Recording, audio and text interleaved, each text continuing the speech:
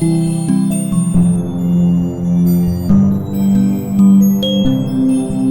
Welcome to to The the Empress and the Empress and the Fool. Fool. I'm Sarah Ditmore, And I'm Caitlin Gulock. and we're here to discuss all things magical and mystic from the perspective of two curious witches. Yay! Hi. Hi, it's good to be back. It's so good to be back. I feel like from the listener's perspective, we only missed a week, but we've been recording everything ahead of time. And so I've seen you in person for your birthday, but we haven't recorded for like 2 weeks, 3 weeks. I think it was about to be 3 weeks If we now. didn't do it today, So, yeah. yeah, I've missed you. It's I felt like know. something's been Yeah. missing. Yeah. But I got to see you in person, which was so Yes, it nice. was delightful. Yeah. Caitlin and I were in Breckenridge for their birthday, their 30th birthday, and had a lovely time. What Yeah. what did we do? I mean, we had a 5-month-old puppy with us the whole time, so that's really all Oh. I can think about when I think about that trip is that and binge watching Love on the Spectrum. But I know we did Oh. stuff. We did. We spent some time in the hot tub. We made some dinner. Mhm. Sarah made me biscuits, Oh, which I I did. still have the lemon curd left, and I'm Nice. like, I know I have to eat it like soon, but I'm holding on to I mean, I it. can always send you more. My grandma gives me Please. an absurd number of lemons anytime I see Yes. her. So Um, yes, I actually was just gonna pull up a cute little photo of you and Soda because you and oh, Soda we played. still need to make a shared album. It We was such a do. good trip. Yeah, so we did like walk around the shops and go into town and stuff, but mostly we just hung out. Oh, look at Sora would sit on my lap and rest on my like chest anytime we drove anywhere. And Sora is half Yeah. Cocker Spaniel, half Golden Retriever, 5-month-old Caitlin's puppy, Yeah. and just like the cutest shit in the world. Yeah. She's a little Oh gremlin, but man, yeah, she's she's really so cute. cute. She Uh, just turned 6 months yesterday. wow, such a big Yeah, girl. I know. I know. And I'm at home alone with her now. So it's like, Yeah. I don't know. So I've been playing like video games recently. One of my birthday presents was Jesse got me Assassin's Creed Shadows, which Oh, nice. is Assassin's Creed, but it's set in feudal Japan. So Oh, that's I've awesome. I've been obsessed. But Sora is also obsessed with wanting to bring me toys while I'm playing. So She's while like, my I can play hands, too. so while my hands are on the controller, she'll like whip a stuffy at me and then like press buttons so I'll fuck up Oh my missions God. and I'll fuck things up or like it's a game all around like stealth. So you have to Yes, be like you have really a 6 months sneaky. old puppy And ruining then your she's stealth. like, ba ba ba ba, and it's like, oh, okay, well, you're not stealthy anymore, I guess. Like, now there's a whole like castle of samurai who are trying to kill you. Great, okay, Oh, thanks, it's Soda, like you're awful. Charlie and I have been experiencing so part of the reason that we've been gone a week and that our kind of Mhm. we're off schedule is that I've been dealing with a lot of like health stuff going in and out of doctor's appointments trying to figure out what's wrong with me. Mhm. And then on top of that, over the weekend we had to put my dog down. So Yeah, there's been a lot happening in this household. yeah. Um, We miss I Mowgli, know Mowgli was a sweet baby good wheelie boy. dog. Yeah, he's the Yeah, best pooch. But yeah. Hector, our cat, so he's not, I don't think Hector's aware that Mowgli died. Like he hasn't seemed in mourning. Like he doesn't seem like, he's not like crying or like crying out or like being sad. But I think Right. he's aware that he doesn't have Mowgli's companionship because he Oh, is following us room to room. And like he's acting like a puppy. Like he was laying on the bed with me this morning and Charlie was at the gym and he heard Charlie like and he'd already had breakfast, like food was not a part of this. And usually when Charlie would come home from the gym, Hector would still just lay with me and whatever. He hears Charlie like opening the door and he jumps and sprints to meet him at the door. And so I'm like, I think he's like looking for Mowgli. Like like I don't think he understands and I don't think oh, he like cognitively misses Mowgli, but I think he misses like having a companion all day. And I think he's like, why am I lonely? Why is it, where is everybody? What's going on? oh, oh, that's so hard. I've been I know. wondering about little Lord Hector. I I've been just put it wondering about together too. him. Like, I wonder if that's why he ran to the door because, like, I think there have been times where we've come home before we've picked up Mowgli from like Mm, the specialty kennel place that takes care of him when we're out of town. And so I wonder if he at first was just like, oh yeah, Mowgli will be home in a few days. And now like every time one of us opens the door, he's like running to the door meowing. I'm like, I wonder if he like expects us to be bringing Mowgli home. I know. Oh, And maybe I'm just anthropomorphizing because I miss Mowgli and thus everyone should miss Mowgli. But I well, think I that like do. Hector's behavior is definitely different one way or the other. Have you sat down and had I the have. kind I've of like stared him in the face and said, Mowgli died. He's not coming back. And he's just kind of looked at me like, okay. Like, okay, what are weird you human? saying?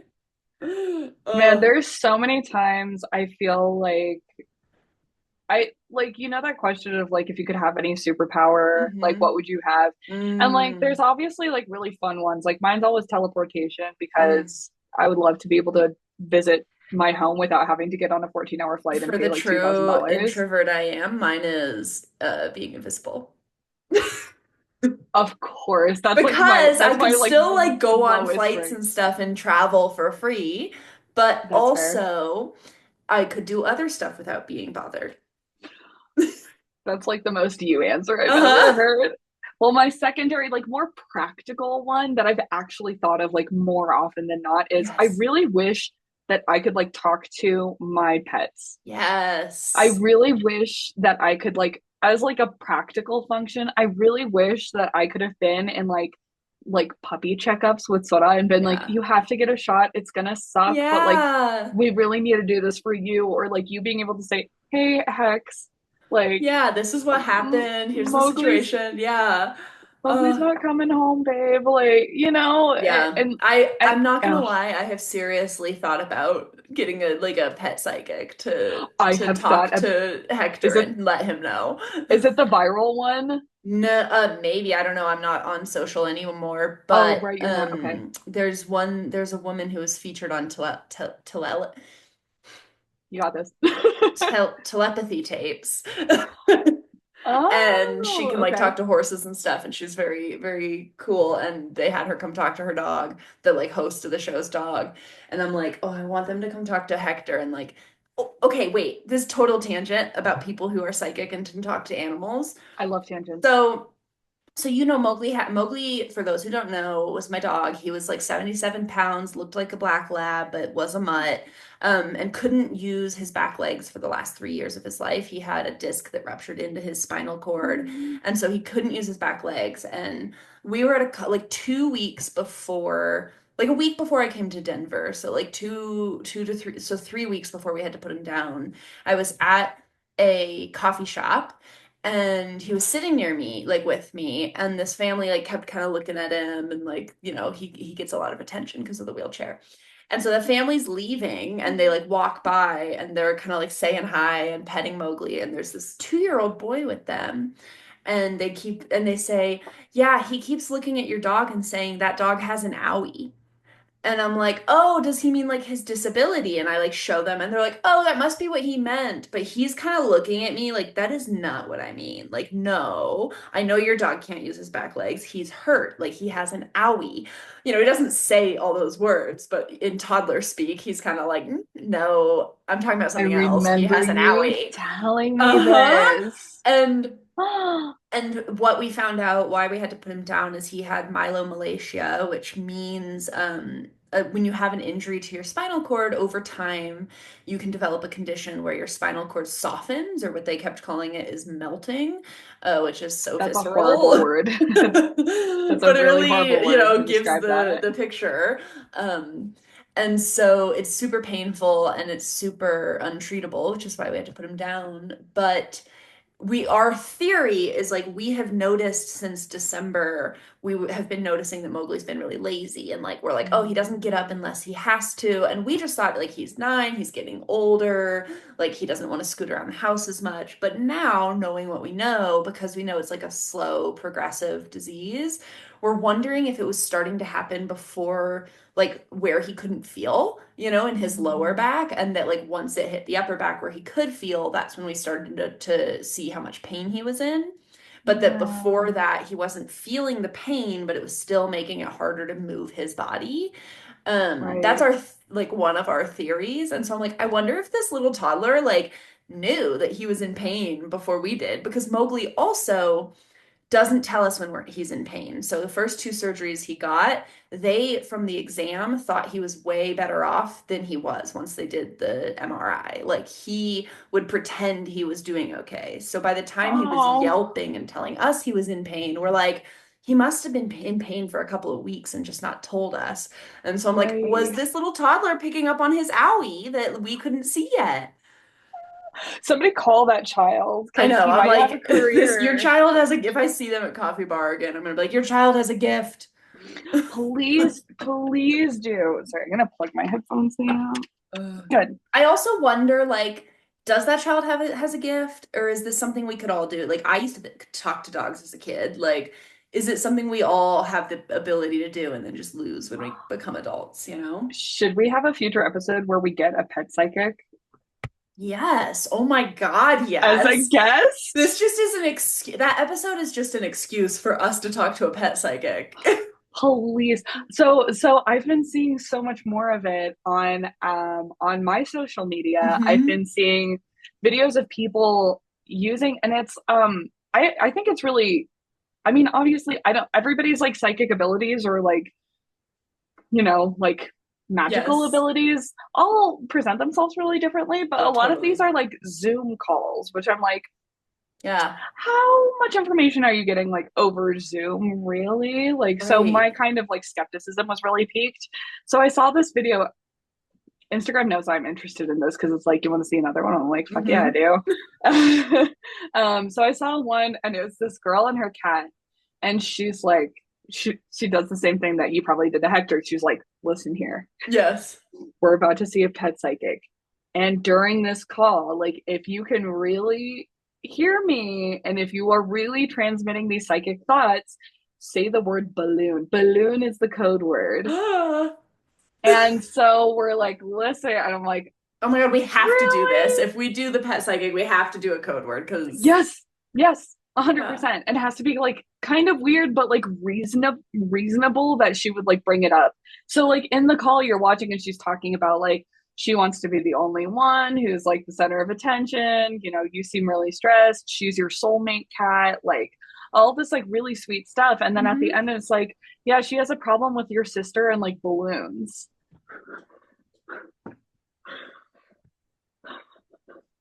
Like it was a really odd comment. She was like, I That's, don't really know how to like is save she it. scared? Like, is she scared of balloons? Like, yeah, Yeah, it was something like that. And I was like, oh, okay. Hmm. I'm I very wanted into to know. this. Yeah, let's talk to a pet psychic. Okay. I want to We could do like know. a whole little series about like animal magic and talk about like familiars and like communicating with animals and like I'm writing this animal down. medicine and like working like animals as guides. I feel like a whole like we could do a little like series of animal magic episodes. Yes, because I personally am really interested in, I thought it was like a really odd choice. But again, I grew up in a city, so Yeah. I'm not a country mouse. I'm very much a city mouse. But for people who did grow up on farms or in rural areas, you know that like horses have a deep, deep empathy, and Yeah. that one really popular means of therapy is horse therapy, Yeah, I where you used to like, volunteer at a horse therapy place. and I don't know what it is about horses that do that. Obviously, dogs are very social. Cats, hit or miss, but they're very Yeah. like, they're very in tune with you. And then like horses, I just feel like we're not in the forefront of Oh, like, fascinating. You're talking to a former, like, I don't say this mhm. to too many people, but you're talking, I say on my public podcast that anyone can listen to. You're talking to a former horse girl. So like I used to lease a horse. I used to horseback ride all the time. I used to volunteer at a Sarah. center that worked with autistic kids with horse therapy. Like horses, I love horses. And I love you didn't know that you had autism at the time, Yeah, but yeah, you're yeah, like, yeah. oh, I'm benefiting from Yeah. this. I know my I little want autistic brain is like, we're going to talk about animals and magic? My two special interests? I would love to do an episode on like magic of horses because Yeah. like And they are so remember, mystical. didn't we learn in the What is a Witch episode that like one of the etymological like roots of the word witch had to do with like reading the way a horse neighed as like Yes. as like a divination practice. So there's like history Yes. there too. I feel like horses could be a cool one. Okay, And yeah, done. okay. I've written it Thank down. you. Thank you. Also, I was also a I was an aspiring horse girl, but Mm. I grew up in a city of 19 million people and there was like no freaking no grass Yeah, yeah, yeah. There wasn't unless it just was like a like pasture 20 planted. minutes away. Yeah. No. So I remember I was in Barnes and Noble and I saw this encyclopedia, like kids encyclopedia Mhm. of all things horses and I was like, I want to get this. My parents are like, Why? why? Why? So I was You an were a horse aspiring girl born into the wrong place. Yeah. I was. Yeah, when I moved to the US, I was like, oh, there's just grass. There's just Yeah. grass. Like, not as a part of a park, not as a part of a street. Like, Just around. it's just Yeah. here. Yeah, I was really confused. I remember, so one of my good friends, Chelsea, lives in New York City and was born and raised in Long Island. And the first time she came to visit me, she was like, so I grew up in the East Bay in Danville, which is like rolling hills with like, there were cows in our backyard, not my cows, but like in the hills behind my backyard, there were cows. And like, like there was a whole bunch of horse ranches like 20 minutes away, like all that. And Chelsea came to visit me and was like, you live in a fairy tale. Like you live in a storybook. There's just like rolling hills and cows and a little brook babbling down the road. And like I'm like, yeah, I guess it's just home. It's the suburbs in my mind. Like That's how I felt about seeing Jesse and like visiting his family. I'm like, you just have a barn. yeah. Well, And they he's live like, in yeah, they were like, like they're country. Like I was suburbs in a town that used to be right. country. He's country country. Like Yeah, Montana, he has llamas, like yeah, he has llamas, horses, dogs, cats. Yeah. love it. Yeah. Love And it. then cows in the next field. And I remember I like visited Montana for the first time to go see him, and I was like, "You have a barn? Like this is some fairy tale shit." And he's Yes. looking at me like, "What the fuck are you talking about? This is like a functional barn. Yeah, it's Like just a barn. this is just a barn." And I'm like, "Oh my God, this is the hay." And he's like, "What are you talking about? Like this is my like summer chore. You're I like hate this." romanticizing hay. Yeah. And I was like, oh my God. Like even the horse poop, I was like, oh my God, look at it. Like he's like, Caitlin, this is like so stupid. What are you talking about?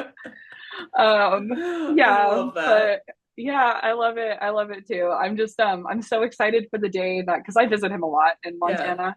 I'm so excited for the day that we get to go travel to my hometown Hmm. and I get to be like the one who's like, I know how to get on the subway, I know how to navigate here, I know how to do all this stuff, and Yeah. I can be the one who's like, what are you talking about? Like just get on Yeah. the subway, it's fine. Yeah.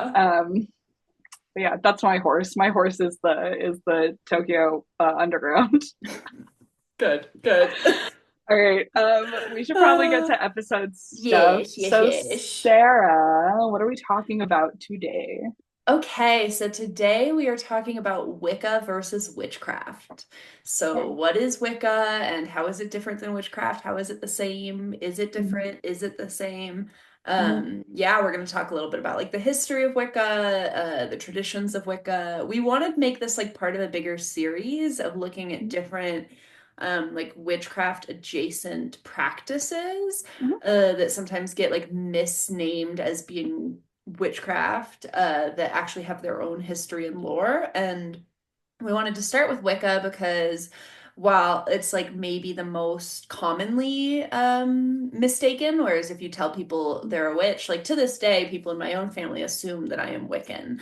I am not Yeah. Wiccan. I am a witch. And so like it's just something where people hear witch and they assume, especially if you're white, that you are Wiccan because it's like, well, that's what Yeah. it is. Yeah. So yeah, we're here to talk about why that's not true. Awesome. I'm so excited about this one. And yeah, there's like I think I think I almost classified them as like sects, Mm, sects of witchcraft, which like I don't know, like kind of similar to other religions, you do have like a kind of central tenet of, I think like a lot of witchcraft is surrounded around like nature and yeah. around kind of like solar cycles and around like your own power and Hmm. like your own kind of ability to reach different Hmm. realms. And I think that's like generally a common thread across witchcraft. But the way that like Wiccan is practiced is Mm, really different from espiritismo, is really mm, different from like voodoo practices that mhm. we're going to be talking about later on. So yeah, I'm I really think excited. my only like the only thing I would say is I think the difference is like sects of a religion come from the religion. So there's Right. like the religion and then the sects come out of it.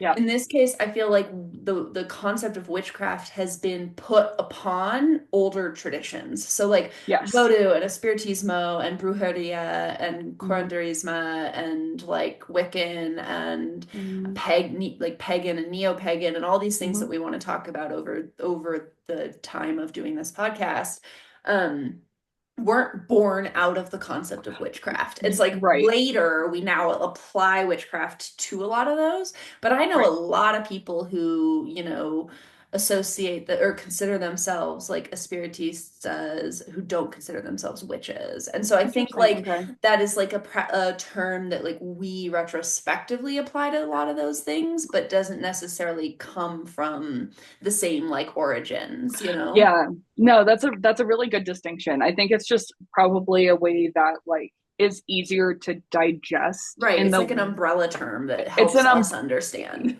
yeah, I think yeah, and it's just exploring like yeah, different ways that those kind of ideas Hmm. generally have been practiced or present in different cultures. So I'm Totally. really yeah, that clarification is really important. So Yeah. thank you. Yeah. Because I feel Um, like ultimately what we're going to learn the more we look at this is that like we talked about this in our What is a Witch episode, but like there isn't an official definition of a witch or a witchcraft. So like as we look at the difference between Wicca and witchcraft, just as like a little preview, Wicca has an official definition. Witchcraft, it's like, depends on who you ask. yeah, yeah, I So love it. speaking of, what is Wicca? Yeah. Um, I this is largely so Sarah and I usually like divvy up research. mhm. But as I was doing research, I very much inserted myself. Yes, which I'm here Um, for. so I've brought this up on multiple different episodes. I freaking love this book. It makes me so happy. It's a witch's Bible, the complete witch's handbook. It's pretty lovely and pretty comprehensive. It even has like little excerpts from the Book of Shadows in the back, which is really cool. Oh, So this has been my like Bible for researching this episode. And while I was reading, I found a definition in here, if you don't mind me oh reading. yeah, go for it. Yeah, so this is from the book, it's by Janet and Stuart Farrer. So they say Wicca is both a religion and a craft.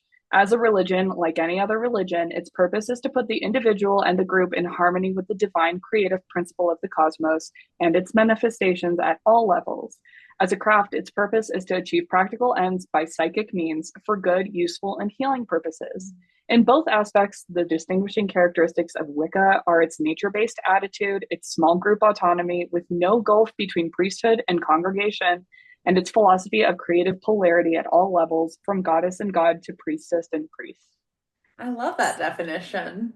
Yeah, so no wonder it's kind of a hard thing to pin down. Yeah. Um, And we'll look at that when we get into like the history of Wicca because I think, you were talking about religion and sex. You see that with Wicca. Like, mhm, just how you have like Christianity and then you have like Lutheranism and mhm. like Protestantism, Evangelicalism, evangelical, yeah. yeah, like Baptist, all these things. I guess it's not I don't know. I don't know. It's Doesn't matter. Lutheranism, I Or guess. is it just Yeah. Lutheran? Lutheran? Yeah, that's my And mom's family. It's Protestant. all Yeah. Okay. Lutheran. Yeah. And similarly you have that with Wicca where there's like the umbrella of Wicca and then there's different versions of Wicca that people have Hmm. created. But overall, Wicca is considered a like formal tradition or religion, Hmm. whereas the concept of quote unquote witchcraft is more open of just like a catch-all term like we were talking about. Yeah. So it is one of the, or if not the largest of the modern pagan or neo-pagan religions. Hmm. So neo-pagan religions are religions that are based off of like old traditional pagan practices, but were born and created in the modern time, like modern era. Hmm. Um, So it draws from pre-Christian religions of Europe. It's very like as we get into the history, spoiler alert, it was like a white guy in the 50s who created it. So it's very like a little bit Wow. of this and a little bit of that. And why not take some Yes. Celtic and why not take some Norse? And like it's not Yes. like rooted to one set tradition. Yeah. And then actually, so like one of the things that this author noted too, and he draws on a lot of different, sources as well and Hmm. addresses a lot of kind of the background like founders that Sarah's going to be talking about. But Hmm. one of the things that he did mention is witches and Wiccans did used to be at odds with each other because Wiccans are definitely like more of a Hmm. structured, even though they function kind of more as like autonomous covens or like Yeah. little groups of people that adhere to rules. They still had like a rule structure. Yeah. So they used to be much, much more at odds with each other. That like every Wicca is a witch, but not every witch is a Wicca, kind of Yeah. squares and Yeah. rectangles. But with more modern revivals of Hmm. Wiccan traditions, I wish I could find the quote. There's a lot of sassy quotes in here, but said basically it's like the strict structure of Wiccan Yeah. Wicca is not as strictly upheld anymore. And he said even like covens kind of get bored with it. So Yeah. everybody seems like much happier. Like there's much Yes. more softening of that kind of conflict between witches and Wicca. Yeah. Yeah, Yeah, and as we over look at time. like the history, exactly. Like when we look at the history of Wicca, we'll see a bit of that of like there's a lot of points where like Wicca would be portrayed in a certain way and in media Mhm, and then people would get angry about it and then it would change like but then other people would get into it and then it would change the whole understanding of mhm, what Wicca and witchcraft is. So again and again this would happen. And mhm, so like I still know some witches who are very much like I'm a witch, I'm not a Wiccan, and like have a kind of mhm. animosity towards the Wiccan kind Yeah. of concept.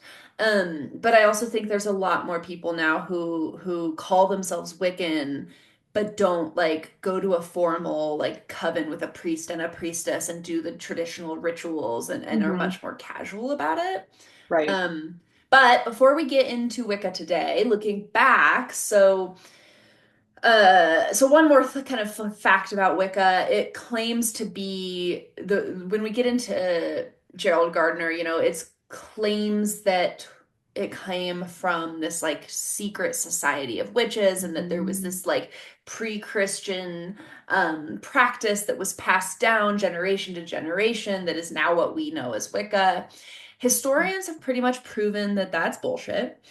Oh, That while Wicca is based off of and inspired by pre-Christian traditions, it is not like there was some underground society like holding the religion together until the 50s when it could become right. public. It's like there is no historians can find no proof and in fact can find proof disputing this idea of like this Interesting. thread through time where we like had secret knowledge passed on to one another and like definitely like a lot of the practices in Wicca are inspired by things that people were doing pre-Christian, but it's not like there is one like book of spells or like oratory of like traditions that was passed Right. down.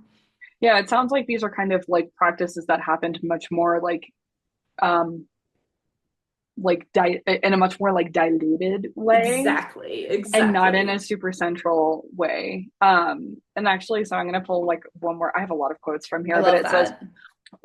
Wicca is, after all, a natural and spontaneous religion in which every coven is a law to itself and rigid forms are avoided. Yeah. And I said that perfectly the first time, and there's no problems. Oh um, man. So yeah, I think with that, maybe we should get in. I'll talk a little bit about like the history because that kind of gets into how it started more structured and broke into what it is yeah, today, and then we can kind of go from there back into like the beliefs and what structure there is around Wicca. Does that sound yeah, good? Okay. that sounds great. So Wicca emerged in England in the 1950s. most Wiccans were part of initiatory groups called covens. So as we get into modern Wicca, you'll learn a lot more about people who consider themselves solitary Wiccans. So they practice Mhm. Wicca without being part of a coven.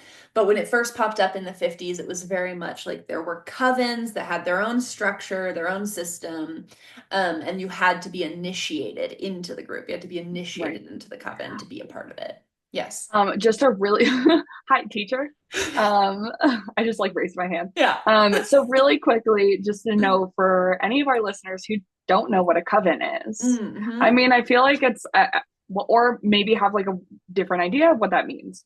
So like a coven is a small group of people who kind of it's just like a small community of people who all practice together. Hmm. And there's usually just some sort of kind of like it's like a club, you Yeah. know, like there's some sort of initiation or there's some sort of like upkeep of membership. Yeah. But yeah, it's all people who spiritually practice Wicca together, I guess is like the Yeah. easiest definition. I think that's a perfect definition, or practice witchcraft together because you can have covens today that aren't Yeah, Wiccan. But yeah, of course. Yeah. I think what's really interesting as we get into the history of this, of it like bumping up, like coming into public eye in the 50s. If you think about what was going on in England and in Europe before the 50s, like the 30s and 40s, is when you really had, in the 20s, was really all of the like spiritism movement and the occult Yeah. movement. And so Hmm. when you first see how Wicca comes to be, it has a lot of like echoes of that, in that like Mm-hmm. originally covens were a high priest and a high priestess, and you wanted to have 13 coven members because that was the most effective for magic. And so it had like that structure of occultism that's very like the Hmm. number matters, like calling in the four elements, like ceremony, structure, initiation rites, like all of that was very present in what was called Gardner or Gardner's version of Wicca. So Gardner, Gerald Rousseau Gardner, uh, Ooh. was a British guy, and he was born in 1884. And he spent most of his career actually in Asia. So he worked on tea plantations and rubber plantations, and got really like interested and integrated with the local indigenous religious traditions. So he was very inspired by the religious traditions of Borneo and Ceylon, which is where he did most of his work as a young adult. And if you're Um, curious as to what he looks like, oh my God, yes. Okay, so Caitlin is showing a picture that is like, I want you to picture, if you're not watching the YouTube, which you should just go look on the YouTube because it's so good. But he is like the epitome of a mad scientist. yes, Like wildly receded hairline, stark white hair, just every direction. A it's solid sticking like all the way four to up. 5 inches off his head in every Uh-huh. direction. And then eyebrows for days. Yeah. Um, very like sallow, like bony face with like big Mm. bags under his eyes, and like the ch like hollow cheeks, and then this like goatee, like what do you call that? Where it's like the mustache and beard combo, like a Yeah, goatee. it's a goatee. A Yeah. goatee, but with like a beard that comes down in a triangle, like 6 inches off his chin. He reminds me of Rasputin Mm. as portrayed in Anastasia. Hmm. You know, with Yes. like it's just very like gaunt and wizardly, but like Yeah. less evil. This guy just like looks like he has He ideas. looks like he's Rasputin's younger brother who like makes all these weird like techie magic things. Like Mm-hmm. he means to do it for good, and then Rasputin uses it for evil. That's my lore. Yeah. Okay. All right. I'm gonna So this stop is sharing here. Gerald Gardner. And yeah, so he's really interested in these religious traditions. In the 30s, he comes back to the UK, gets really interested in the occult community, reads a lot of like esoteric literature, big fan of Crowley, who we should probably talk about at some point. That's its own, We should like do an occultism is its episode. own episode. Yeah, Aleister Um, Crowley is like such a like cornerstone of so yes, many of these movements and like tarot and like absolutely. witchcraft. Yeah, so we'll do an episode on him sometime. And so yeah, so he's really into all of that. He in 1939 claims that he discovered a group of witches operating in England's New Forest, and alleged that their teachings were what inspired the creation of Wicca. Historians do not believe this. Sorry, just Historians read your notes. because yeah, in the parentheses on my notes, I say historians are doubtful. Yeah. There's little to no evidence that this group existed, that this is where he got his ideas. This was also the time, though, where that kind of lore was necessary, right? Like people were talking about how their spirituality came from Egypt, how like everything Right. had this like ancient, historic, like that was what gave you like that's what, Legitimacy. yes, legitimacy. That is what gave you legitimacy in the eyes of the public, was like you had to have this like ancient thread to your religion. Hmm. So Gardner claims that he meets this group, learns their magic, and then creates what is called Wicca. And so he is the first person, he's the father of Wicca. He's the first person to use that term in this way. As we talked about in the What is a Witch episode, the word itself existed before then. Um, it was traditionally pronounced witcha, and it's like one of the words that led to the word witch, but he was the one who coined it as a term for this religion. Um, And we do then talk more about like the origins of the word witch in our previous episode. If you haven't heard it, is What is a Witch? episode We dive. 4, Oh, wow, amazing! Yeah, so go listen to that if you want to hear beautiful brain. If you want to hear more about like the origin of what is witch and what is Wicca and where did all these words come from, go listen to that. yeah. Yeah, so then 1951 comes around, the witchcraft laws are repealed in the UK, so it is no longer illegal to be a witch or practice witchcraft. And that is when Gardner comes forward and says, "Hey, we have this secret religion. It's called Wicca." And no, it's not secret. No, it's not secret because it doesn't have to be. And then he really hits the ground running. He starts a new publication called Witchcraft Today, or publishes a book called Witchcraft Today that has all the practices and the history of what is referred to as the witch cult, um, which are the cults that supposedly led to Wicca. So it's basically his treatise on all of what is witchcraft. And then in that same year, he starts his first coven with his high priestess Doreen Valiente, which Caitlin, if you want to bring that photo up, Yes, I um, do. I she also, co-developed Gardner, what is called Gardnerian Wicca, so of course her name's not in it, but oh, the this is pearls. this is Doreen. Doreen looks like your aunt who got really into palm reading after like a trip to like I don't know wherever she would learn it. Like she like went to India and stayed at a ashram. She like went and learned how to palm read, but she's also like your aunt that makes like Jello fruit casserole. I was literally thinking about that. Ambrosia salad. She Oh my has made God. it. She Yes. has put sausages and lettuce in jello and she cut it with the atame. I swear to God. And so Like, she has like oh, that very 50s like short black um like coiffed hair, and then she's got these glasses and her eyebrows are arched like halfway up her forehead. She's got like very like lined lips that are like kind of puckered, and she's giving this like mischievous look at the camera. She's wearing like a multi-printed loose gown or shirt or something. We can only see her waist up, mhm. and like a huge pearl necklace, holding an athame or a dagger in one hand and a bell in the other, has a bunch of like candles and a crystal ball and a pentagram on the table in front of her, and she's just looking at the camera like we're about to do some fucking witchcraft. It kind of looks like one of these things is not like the other, you know? Like she looks like Yes. she wandered off of an I Love Lucy set and then like showed I don't know. That's Like what I'm saying. She's very much like white woman went to India. Like she's like super, mhm. super 50s white woman.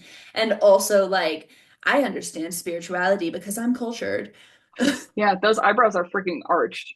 They're so arch. Yeah, she is. Uh, She knows so things. she basically co-founded Wicca with Gardner, but her name is always like an afterthought. It was very much called Gardnerian Wicca, and like Gardner is the one who's known as the father of Wicca. Um, but Doreen does get a reputation as the mother of modern witchcraft. She wrote almost all of the religious texts that are used in Gardnerian Wicca. She got into magic as a teenager. She was super into like Didn't we all? occultism. Yeah, right? A little bit of a Sabrina the Teenage Witch vibe. Yeah, she's drawing pentagrams in her bunk bed. Carving them on the desk at school, Uh-huh. You're cursing like, her it's English not a teacher. it's not a phase, mom. And for her, it wasn't. It was Um, not. as a young adult, she gets into the occult and gets really into practicing ceremonial magic, which is what occult practices were often referred to as. So doing magic through like the occult tradition. Uh, at age 31, she gets initiated by Gardner into what was called the Bricket Wood Coven, named after the village in England where it was based, and quickly becomes the high priestess of that coven. She leaves. I think I might actually have a photo of this. Oh, nice. So this is the house on the edge of New Forest where Dorothy Clutterbuck initiated Gerald Gardner. So I don't know if this is like in the Okay. same, but like it Yeah, sounds yeah, like it's yeah, all yeah. within the same kind of um Oh, cute. yeah, and that's Gerald Nice. Doing his craft. doing his craft. Yeah, there's a lot of like really random photos in this book That's and I stumbled awesome. upon that. So it sounds like it's like this cute little like English cottage, you Yes. know. I mean, that's what I love is it all gives like prim and proper English people who are like, Uh-huh. ah, yes, we are harnessing the power of the traditional witches that Uh-huh. we kind of made up. Yeah. Yeah, so she joins him in 1954 when he initially like builds the coven. She's with him for 3 years, writes all those texts, super involved, and then she leaves to start her own coven. That lasts Scandal. for 6 years. Wait, what? Scandal.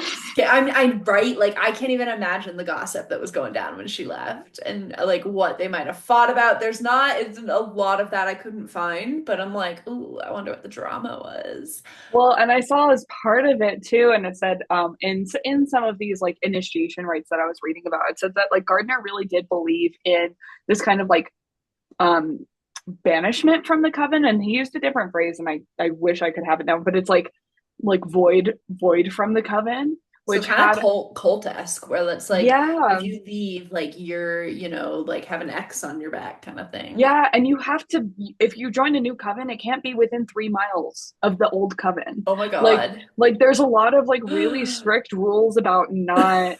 And they So I mentioned like wonder guard, where Doreen started her coven. Like, was it a drama? I bet it was and a drama. it wasn't within 3 miles because Gardner wouldn't have had that. Yeah. Yeah, it's very like Do you think they were cursing each other?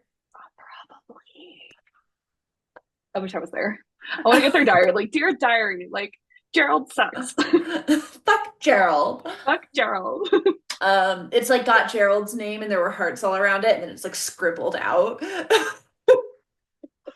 Oh my god! And there's just like This is my lore. old black and white portraits, and his like face is cut out of Yeah, them. yeah. Got like Mm-hmm. devil horns and a mustache. Like, well, he already has a mustache, but a worse mustache. I was gonna say, and then devil horns, but they do kind of play around with the horned ones. So I don't know if Yeah, that would have been like a bad. yeah, Maybe yeah. Okay. they're like, ew, he has a cross on him. They Like he has like have Catholicism him nonsense. like praying to Jesus is like Yeah. the worst. Um Anyway, sorry. so yeah, so she leaves, she starts her own coven, runs her coven for about 6 years, and then like kind of absolves that coven and joins Richard Howard's coven of Atho in 1963. Um she's kind of known for being super vocal in the activism of the era that was kind of like the witchcraft activism. She was also part of the Wicca versus or Wicca via Witchcraft Research Association and Pagan Front. So I think That's those were two cool. different organizations that she was a part of that were like basically trying to get recognition for Wicca and witchcraft and paganism. And also, I think the Wicca via Witchcraft Research Association was also trying to like legitimize magic as a thing to research and study. So she was super That's really involved in that. cool. Yeah, I know. So she was kind of like the little like what's her name? Oh God. What's her name? The feminist movement, the very famous. Oh Gertrude God. Stein. Well, Gertrude Stein is one of the like mamas of I feminism, think but that's who I'm yeah, thinking of. She was like the Gertrude Stein of witchcraft. love that. Throughout the 60s and 70s, super active in that. She was also one of the first people to argue that you don't need to have official initiation for Wicca. So this I kind of like that concept of too. like the solitary witch, the like doing it your own way, not having to be a part of coven was very much her energy. I like that. Yeah, so she's inspiring with her 1950s Jello casserole. Oh my God. Um, Oh. And then, so in the 60s and 70s, it continues to grow in popularity. We start to get a lot of sects of Wicca. So we get Alexandrian Wicca, which was created by Alexander Sanders. We get the fairy tradition, Feri,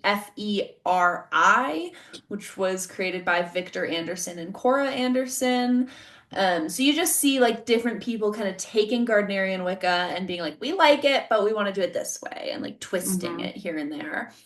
Americans start to get into it in the 60s and 70s during kind of the hippie movement as people are starting to explore like spirituality and nature-based religion. That's when Americans kind of catch on to the whole Wicca thing. Yeah, because this was like the flower power, Hmm. the love movement, Hmm. very much like the height Sexual of the liberation, which is Beatles. a big part of like Wiccan traditions Yeah, and very about like peace because in America the a lot of people were opposing the Vietnam War. hmm. This was the Beatles like Yep, Sergeant yep. Pepper's era. So it's just like a very like Asian influence, like very Indian Yes. influence, love and peace. Like Lots of fringe, liberation, yeah. lots of tie dye, And lots of Wiccans. and lots of Wiccans. Yeah, And so this is also when Dianic Wicca comes around. So this is born out of second wave feminist movement and it focuses on the goddess as like the main energy to work with. very cool. So, a lot of Wiccan traditions are based on working with like the elements and nature and like God energy versus satanic energy and like these more traditional binaries. And Dianic Wicca is like, what if the goddess is who we focused on and gave our like worship to? So that comes around then. At the same time, you also just see a lot more like I guess I would say like progressive Wicca movements because you have this Mhm. like feminist one, then also you have the Minoan Brotherhood, which is established in 77, and it's all a Wicca tradition that focuses on gay and bi men. I love it. I know, a bunch of I gay and love it. bi men in the 70s gathering together to like do magic. I love it so much. Oh, that's so hot. I love it. This is also when the nature aspect of it becomes a lot bigger. So if you look at the Okay. older like pagan traditions, it's much more like occult influenced, where it's a lot more like ceremony and like the Mhm. daggers and the pentacle and like ceremonial performance. The environmentalism of the 70s is really when it Mm. becomes like known as a nature religion, where it's like you're not just working with the elements, you're worshiping the elements, you're worshiping Mother Earth, like you're worshiping the seasons and nature. So that really gets like like kind of like crystallized as like the two are linked together from then on. That's interesting because I would have thought that just like nature, because nature is really central to Wicca, Hmm. but I think it's interesting to hear that like around that time environmentalism was really becoming a bigger Yeah. thing and that we were realizing our impact of Hmm. like our kind of industrial impact on the world and our need to be oh my God, caretakers Hmm. of the world that we lived in. And so it's interesting to hear that influence, even Yeah. though like nature was already kind of there, Hmm. that movement Yeah. influenced how important it was and like Yeah. how it manifested itself. That's really And I interesting. think too, like there's the aspect in where it shifted the way the religion was practiced, but I also Mm, think there's a lot there about how it was seen publicly. Of like, oh, interesting. Okay. Wicca, that's the nature religion, Right. instead of being like, oh, that's the witches. Like it's like the concept of what it Right. was kind of shifted a little bit in the 70s and got more Huh. associated, especially if you think of like this is when the Americans are taking hold of it as a part of their hippie movement. And so you're seeing like Hmm. everything, right, is about like living of the earth, with the earth, peace and love. And so it's like Right. becoming a little more that energy versus like traditional like witches, like pagan worship, like that kind of practice. Interesting. Okay. I mean, it's better marketing, not Yeah. gonna lie. I Like mean, and wider when you audience. look back at like Gardnerian Wicca and like traditional like forms of Wicca, it was a lot more conservative, and it was like the people who were a lot more like posh English, Mhm.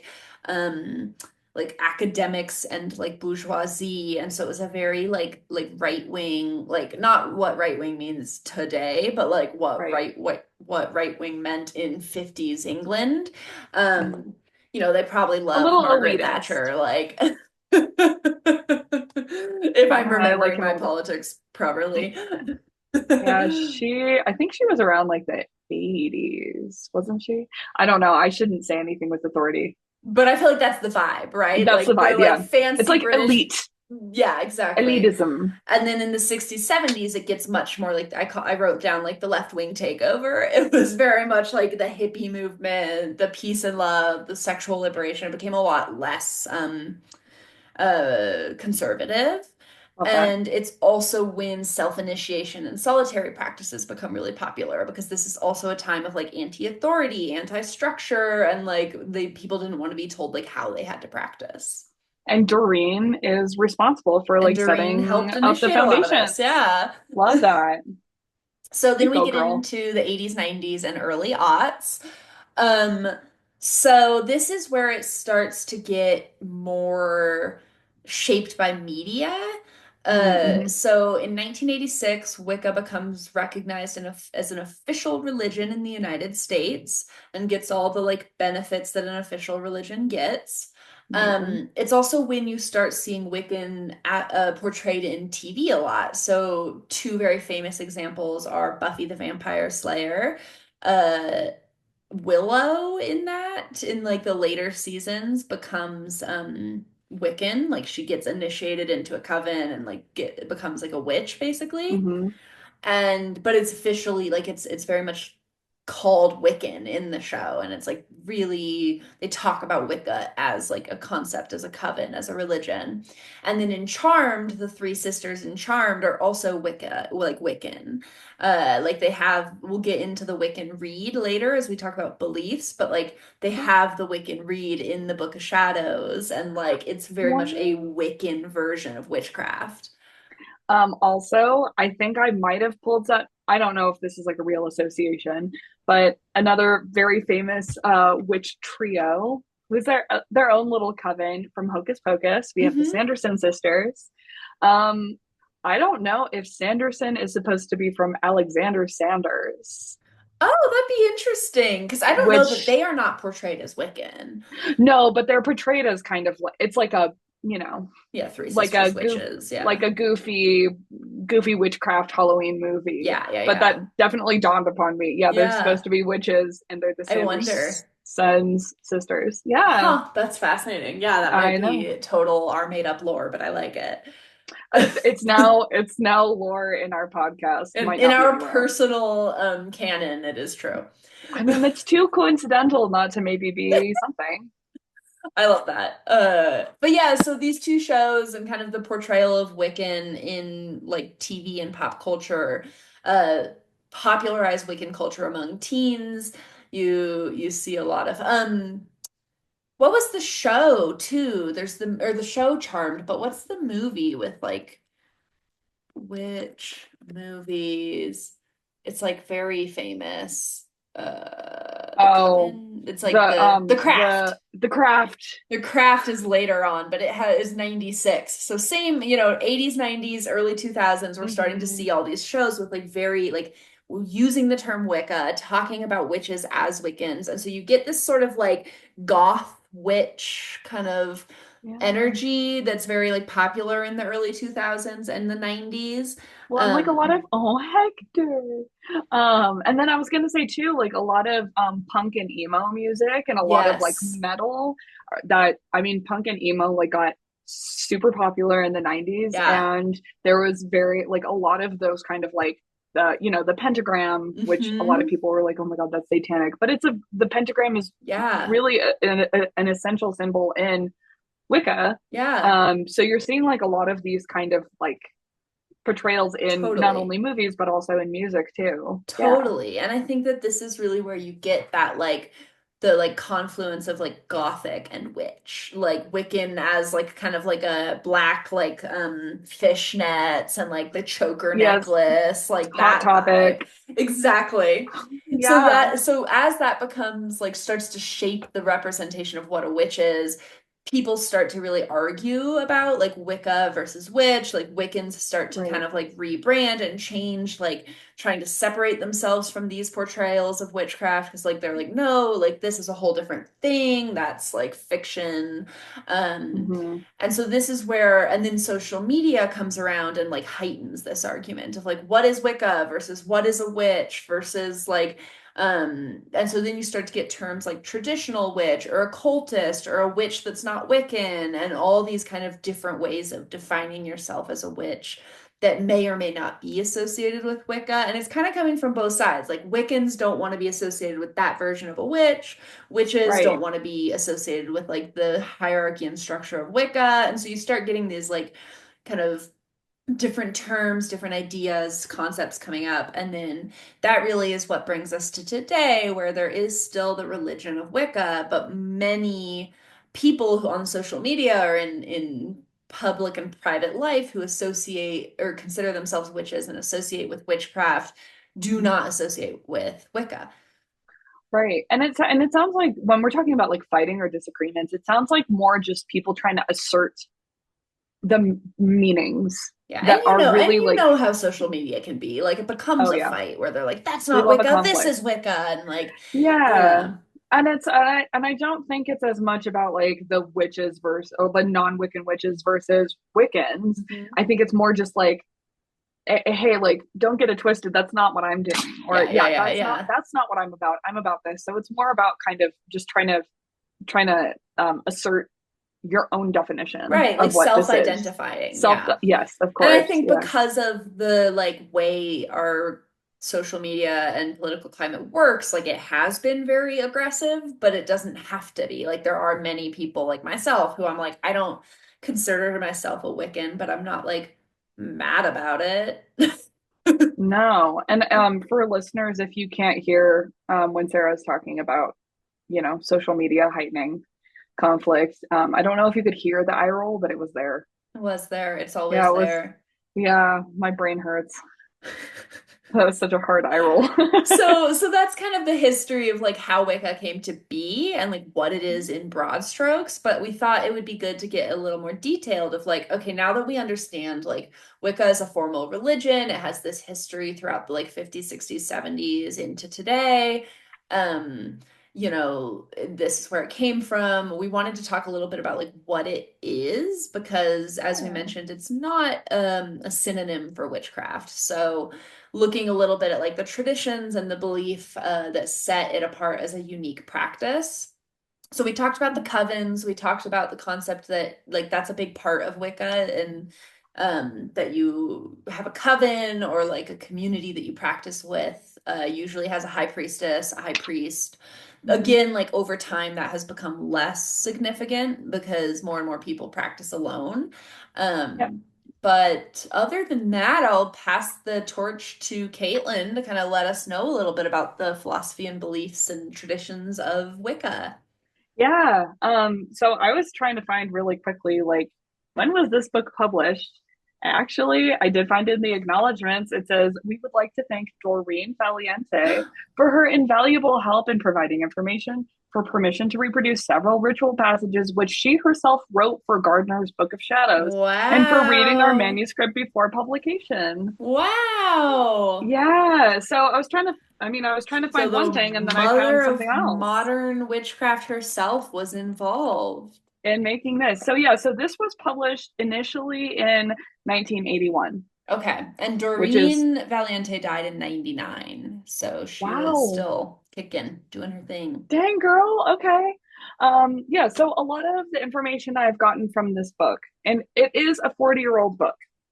So But that's also Wicca's an 45. older religion. Like that, today it's kind of a free-for-all. So I feel like this is going to be more accurate to Yeah. the religion of Wicca.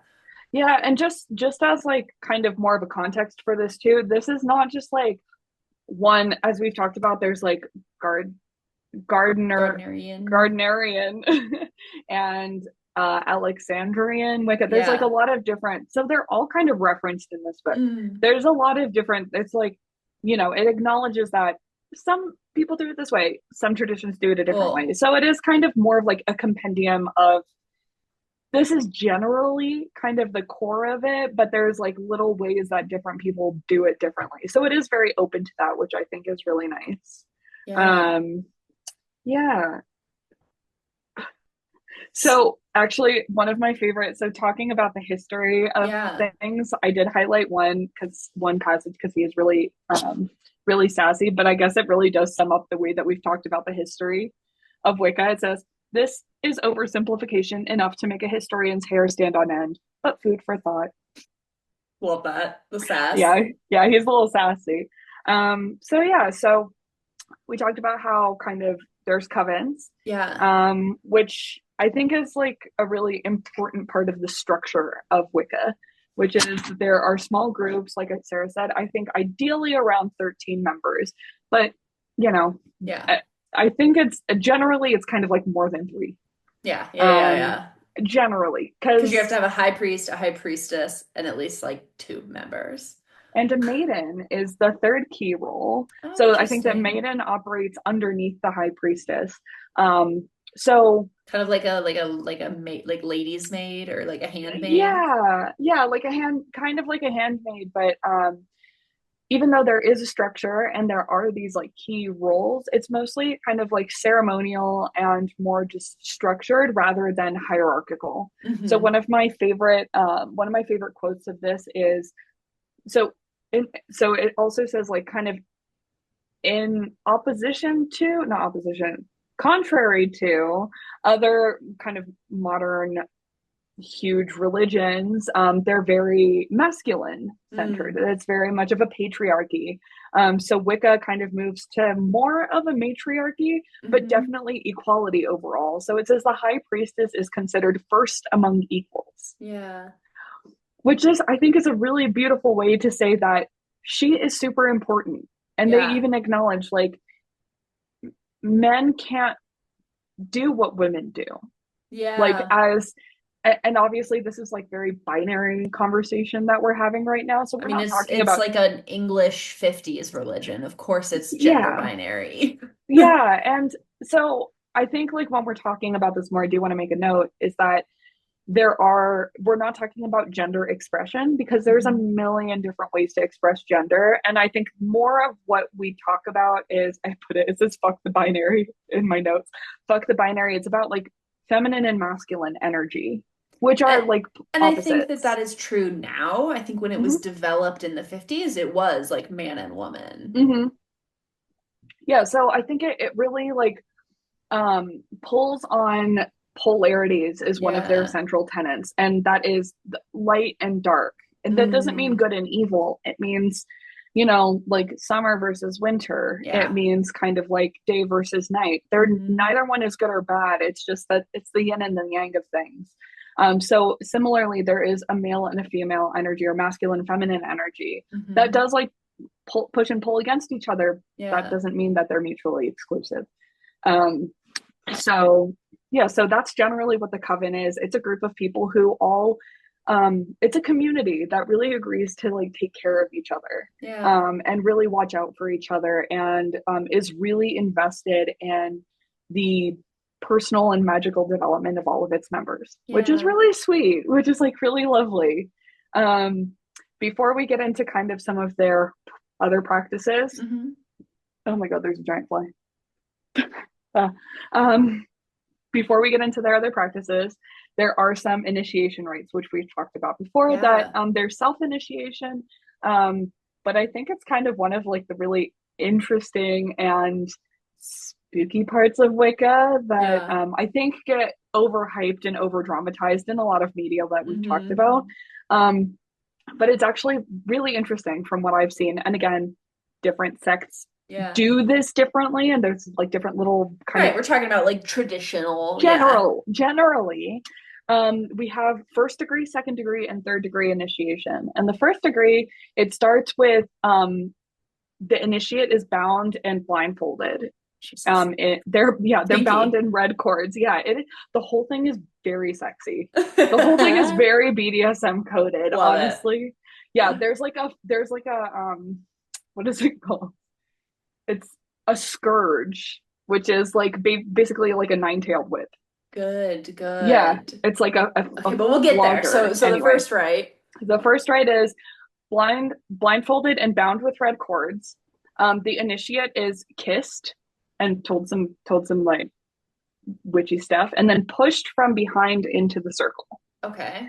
Then they're spun around. The ritual at this point varies. Some covens decide to take little pieces like hair clippings and nail clippings from the initiate. So if they ever stray, they can do some like Curse magic to them. bring them back.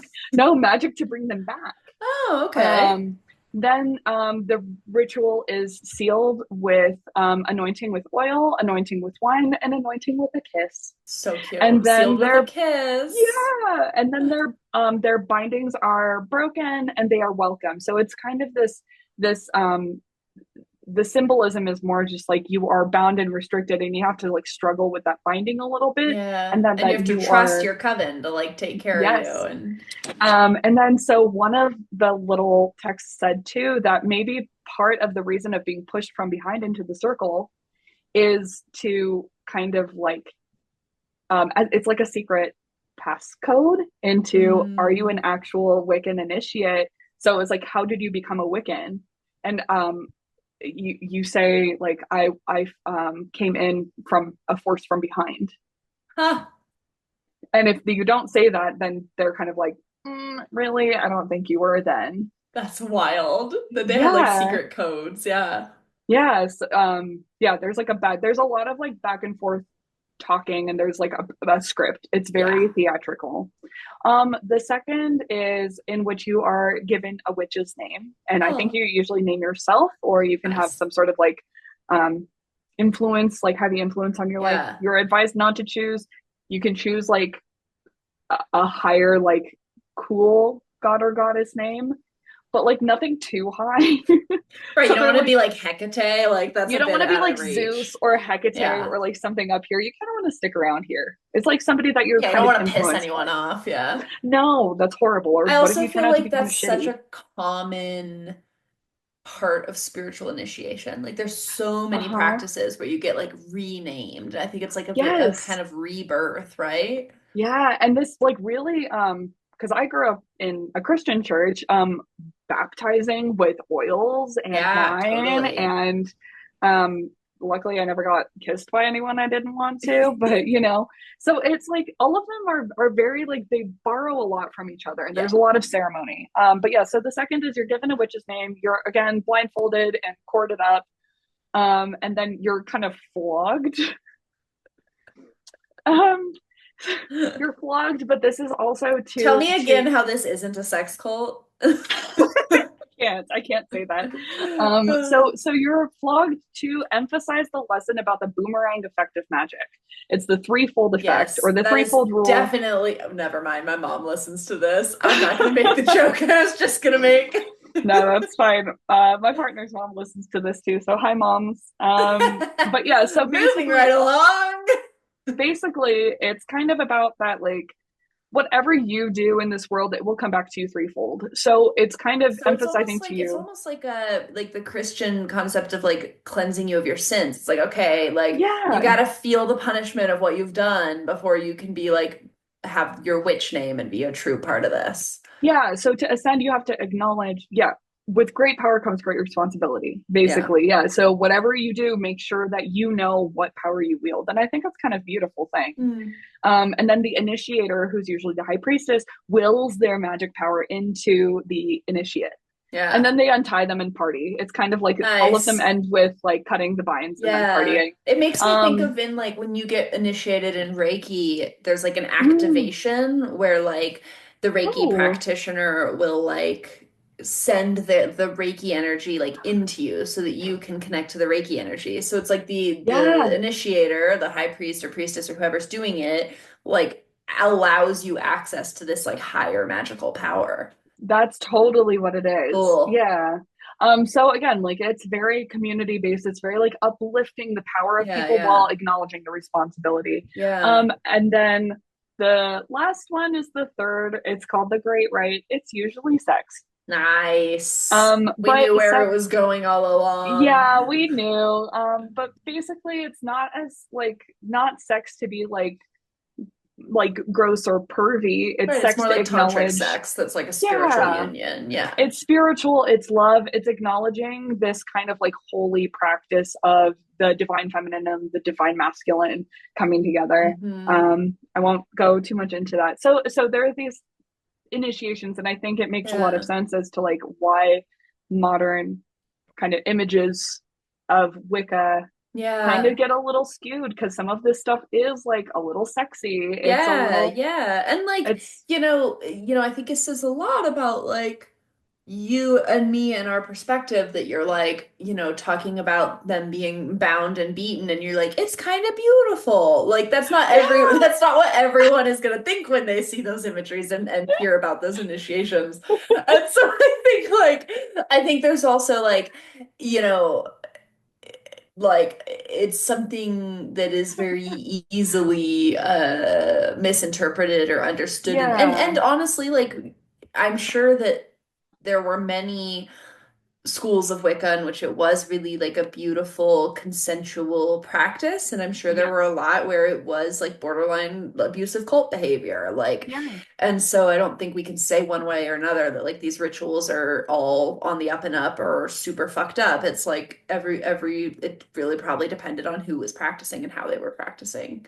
Yeah, but I think the idea or the symbolism of it is Hmm. very much to engender trust Hmm. and responsibility and community. Yeah. Because even with all of these, all of your coven is there to witness this and to be a part of this and to pull you through Yeah. these different stages. And of There's also course, like an yeah. aspect of it to me that's very like making sure you realize what you're getting yourself into of Of like yes. magic is real like in this religion magic is a real powerful force that Hmm. like you got to be ready to handle and so if it's Yeah. like if you can't show up in these ways and like handle the intensity of magical power being Hmm. given to you then you're not ready to be a part of this. Yeah, and there's a there and again, kind of like the ceremonial aspect, it differs, but there's a lot of props. There's a lot of dialogue. There's a Yes. lot of positioning. There's Yeah. athames, there's which is a Yeah. black handled knife. There's a white handled knife. There's candles and crowns and circle. Like there's a Yeah, I lot of feel other like you can things really too. see like the Crowley occultism Uh-huh. influence in this. Yeah, you can. There's sorry, I don't say this to sound insensitive, but it's very like a theater kid's dream. You know, like there's I like props. how you're worried about being insensitive to theater kids. Well, I was one too. I Uh, know. Our closest friends, my fiance, we are ingrained in the theater. We well, can it's shit not to talk the theater minimize. kids because we are the theater We kids. are, but I guess it's more not to minimize what Wiccans do. Oh, it's those You know, people. it's You not the weren't other worried about way. being insensitive to theater kids. You were worried about being I was, insensitive to the Wiccan religion. Okay, I yeah, understand. because it's very like there's a dialogue, there's a back and forth, there's props, there's things, there's like a lot of like it's very, Yeah. there's a Yeah. lot of stuff. It's theatrical. It's very It's theatrical performative. and Yeah. it's lovely. I think that I know this is going to be a episode in the future, but like ritual magic, what does Yes. that look like, and why rituals are really important for us Hmm. actually. So it does kind of solidify and import whatever we're doing. Yeah. um all right, so next what I'm going to talk about too is one of the central tenets of Wicca is its like calendar, which Yeah. does which does drive a lot of these ceremonies, does drive a lot of um I guess like the traditions or kind of Like the lore. activities, the lore, the drive, like a lot Yeah. of yeah, we Like any follow the religion, like, calendar. the Yeah. Christian religion, you have like Christmas and like Easter, and like you have these holidays that are like Yes. very based around the calendar. And you see that in Judaism as well. Like it's, Yeah. I think that's a very common aspect of religion is like calendar, like how you shape a year given like traditions and like Yeah. lore. How you say goodbye to one season, how you Yeah. welcome in a new season. And so um, in Wicca, it's also called the Wheel of the Year. Hmm. It's also called the Sabbats, which Yeah. generally it's acknowledged that there's 8 of them. Again, Yes. traditions vary. And I do Um, think it's worth pointing out that this mhm, is an aspect of Wicca that has grown beyond Wicca. Like there are many witches who don't consider themselves Wiccans who mhm, still celebrate the Wheel of the Year, still use that mhm, to kind of ground their tradition. So I feel like the yeah, Wheel of the Year, while like kind of created as a Wiccan tradition, has yeah. become like a bigger aspect of witch culture. Well, yeah, and I think the Wheel of the Year is not just limited to Wiccan or witchcraft. Um, the Wheel of the Year is like ancient. Yeah. The Wheel of the Year is so.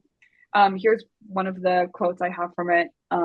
It says, "And since for witches, nature is a many-leveled reality, which I love. Yeah. Their natural year includes many aspects: agricultural, pastoral, wildlife, botanical, Hmm. solar, lunar, planetary, psychic, the tides and cycles of which all affect or reflect each other." Mm. So when we're thinking about a lot of these are marked as kind of like midsummer equinox, Hmm. midwinter, Hmm. and then some little ones scattered in between.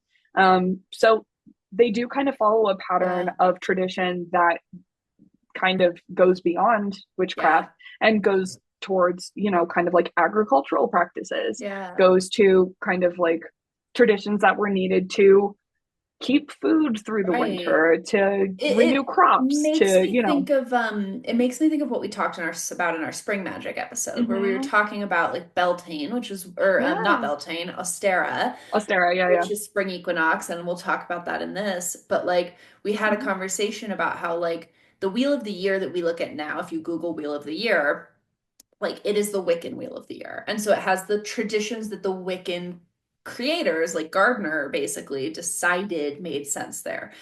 Yeah, However, there are like endless iterations of a spring equinox celebration. And yeah. so it's like the Wheel of the Year as we have it today is not ancient. It was created in Mm-hmm. the 50s, but each of the individual aspects are pulled from like pagan traditional like ancient beliefs, and it's like this is kind of like a collage of different ancient traditions. And so like if you're getting Yeah, into your own practice, I do this all the time. If I've looked up like, okay, what is the like winter solstice celebration in like the Slavic countries? What was it mm-hmm. in Europe, like Northern Europe? What was it Mm-hmm. in the UK? To kind of help me understand like various ways of honoring it so I can make up kind of my own Yeah. celebration. Honestly, Um, that sounds Wiccan as fuck. which That is sounds like basically what exactly Gardner what they did, is he's did. like, let's take Yeah, one from the Celts, one from the Norse, like and blended it all together. 100%. Yeah, so a collage of traditions is exactly what this is. Hmm. So I'll go through all of them really quickly. I'm not going to go through in detail, otherwise this is going to be like a 3 hour Yeah, episode. each one is its own Um, episode. so basically, yeah, each one will be its own episode anyway at some point Yeah. or another. So for Wiccan, the themes are mostly solar and natural fertility. Those are the two basic Hmm. kind of like structures. I've So never heard it broken down that way, but that's so accurate. Like it's all about yeah, what's right? happening with the sun and the Yeah, moon and what's happening with the crops and the plants in abundance. Like, exactly. yeah. Yeah, totally. So um, the Wheel of the Year for Wicca follows this general story. Mhm. And the story is told 1,000 different ways, Yeah. and nobody has said it in one way. Yeah. And it's really frustrating as a person who's researching and doing a podcast about it today. So, generally, here's the story, and I will tell it along with the year. So, actually, I'm going to pull this up first. We have this is from Oh, my book, which okay. If is, if you're listening, we have a visual aid, so yeah. definitely worth popping over to YouTube. But it Mm-hmm. basically shows the wheel of like all the names of the holidays that make up the Wheel of the Year on the left, and then like on the in the center, there's basically like what's happening to the goddess at each of these holidays. And on Mhm. the right, it's like what's happening with the gods. Yeah, it's the Oak Okay. King, the Holly King, and the Sun God, which they all have their own separate arcs. And then Mhm. on the right side, it's just generally listed kind of what's going on with the light and dark. Okay. This is a really cool visual. Yeah. And I do you think I should leave it up while I talk or Yeah, why not? all right. So we're gonna start really quickly with Yule. Yule is in the middle of winter, so it's winter Solstice. equinox, right? Solstice? Solstice, Winter yeah. solstice. Oh It's my gosh. usually like December Right, equinox is the other one. 21st, Ugh. 22nd-ish. Yes, so Sorry, on it my mine says December. sister-in-law's birthday. Happy birthday, Oh, Sarah. happy birthday, other Sarah. Yeah. Um, so December 22nd is what I have for it, but again, it changes slightly every year. So we'll start there. This is the start of the kind of arc of the sun god. This is from the longest winter day, and then we're going to go all the way back. Um, so this is the killing and the rebirth of the sun god. Sun god Okay. dies. It is the dark, pitch dark winter. It is the Longest death, night of the year. Yeah. longest night of the year. It sucks. I don't like this period. I'm very much a sun charged person. It's so funny. So I'm such a Pisces. I'm like, oh, Yule's my favorite holiday. I like all the other Also, stuff. partly because it's Christmas coded and I'm a big I Christmas girly, know but you are. All right. So we have two main characters. We have other characters too. We have four main characters. We have the goddess who is the great mother. Um, kind of you can yeah she's like big mama goddess. Mhm. And then we have the sun god who is kind of I guess her masculine counterpart. Um, And the he's goddess, a little like, confusing. Yeah. we'll get into this more, but the goddess in this tradition, is she broken into like the triple goddess, like maiden, mother, crone, like has her phases? So I think the great mother is all of those together. Right. Like, Yeah. yeah. Okay. So like Just the as the goddess contains each of those three aspects. yes. And so the sun god, um, actually the Holly King and the Oak King are the sun god as well. Okay, so they're different aspects of the sun god. Yes, they're different aspects, but also different and also the same. Yeah, very classic like folklore where it's like they're all different, but they're all the same. Yes. And it's again why this research was a little bit frustrating, why it's really hard to tell a linear story because there is no Uh-huh. linear story. All right, so we have the god of the waxing year, which is the Oak King. Um, and so that's like the Oak King's rule is for half of the year, then the Holly King's rule is for the other half of the year. So the Oak King is about summer, light, fertility, growth. And then Mhm. as we get to kind of like the middle of the year, we get the Holly King, which moves us into winter, shorter days, darkness. And this is winter and death, Yeah, yeah, which which were he very sounds like a hoot. associated, yeah. Fun fact. Fun fact, he is associated with having 8 stags or reindeer. His primary colors are red and white. He wears red robes, and he is the influence for our modern day Santa. Love it. Love a good Santa lore. Very cool, right? Okay. Also fun fact, if you're a folklore freak, the Bear and the Nightingale series, which I've mentioned before, is basically a retelling of this Holly King Oak King story, but from Russian folklore. So it's like the Russian version of this story. Ooh. And so it's looking at like the Winter King and like his brother, which is like the god of like spring, the bear, and he's like the god of like spring and Yeah. light. But in that book, the Winter King is you're on the Winter King's side. So it's like a total new perspective Oh, of this story. And it's so good. And it gets all into like Russian folk tale and like folk creatures. It's so good. I love that. I wrote that down because I'm gonna It's look it up unreal. And after. it's a quick read. It's a trilogy, but it's like each book is like little. They're quick reads. I love that. Yeah, so the Oak King and the Holly King, we're not kind of rooting for either one, except I'm gonna say I'm not as big a fan of the Holly King because I just don't like that season personally. Our little Aries baby is biased. She's like, I am darkness, boo. ew. I'm like, right Give now me I'm like, it's sun. sunny. Let's go. Um, right, so Are you the Oak King and I'm the Holly King? oh my I'm gosh. like, darkness, let me Wait, sit inside and talk to nobody. is that our drag king names? When we perform as a duo? I love this. The Oak and Holly King. Oh my God, love Oh my it. gosh. And I come out with just like two oak leaves. My first dog was named Holly, and so Oh yeah. my gosh, you Christmas freak. I love it. I love it. Okay, All sorry. right. So starting at the start of the wheel, we have Yule, in which the Holly King is slain and the Oak King is born. Mm. Um, This the is Oak and okay. This is what I always love about Yule is that it's like it is the darkest day, but it's also the day in which light comes back. So it's like yes, the Oak King wins. Like it's like a dark day, the depth of the darkness, but from that day forward, you have like the Oak yes, King growing in power.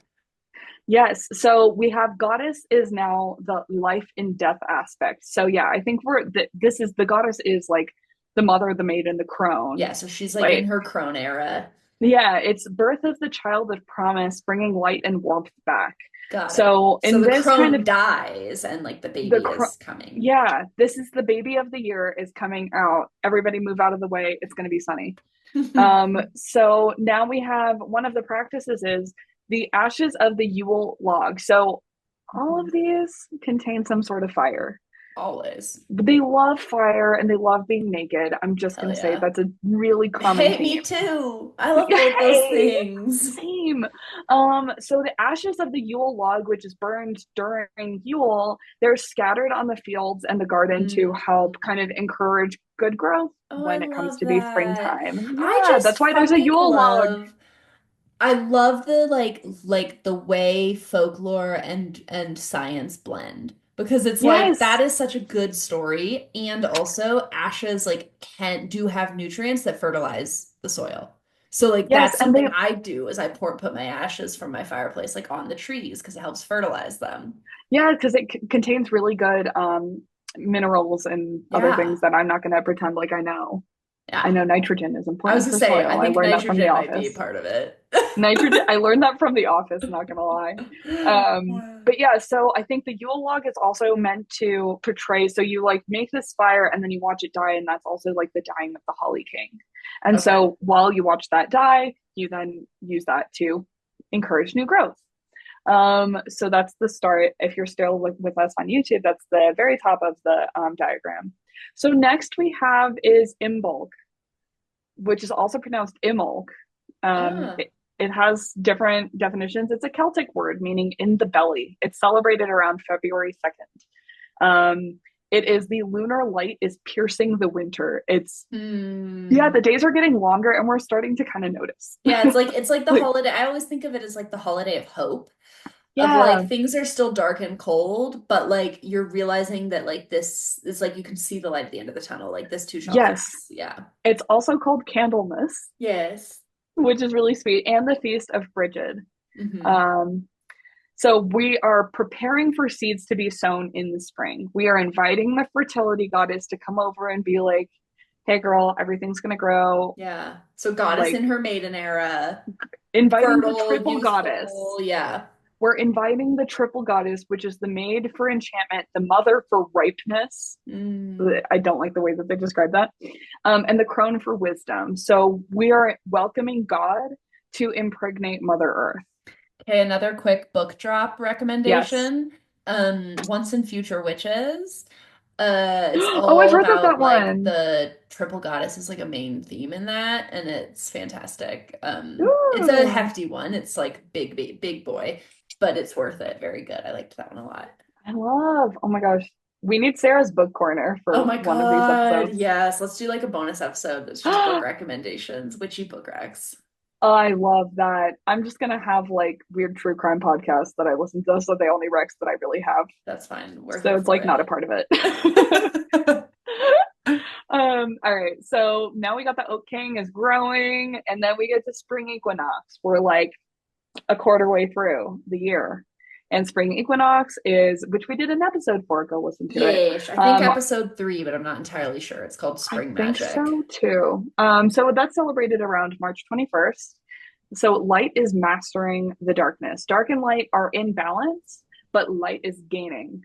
Mhm. So it's the theme of, there's a theme of sacrificial mating is one of the main themes. That's the So best kind of mating. uh, Sacrificial.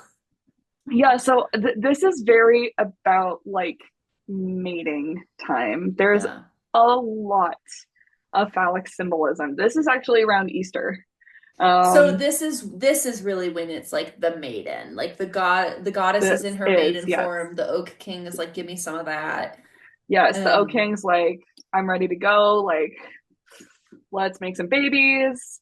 So we're a reintegration of the buried treasures of the unconscious, the gift of the goddess, with the light of analytical consciousness, the gift of the god. So we're mhm. kind of like moving into this like middle area where we love the middle because middle is where the veil is thin. It's the days and nights are pretty equal. So it's like these kind of the ability to communicate with the other side is Yeah. much stronger right now.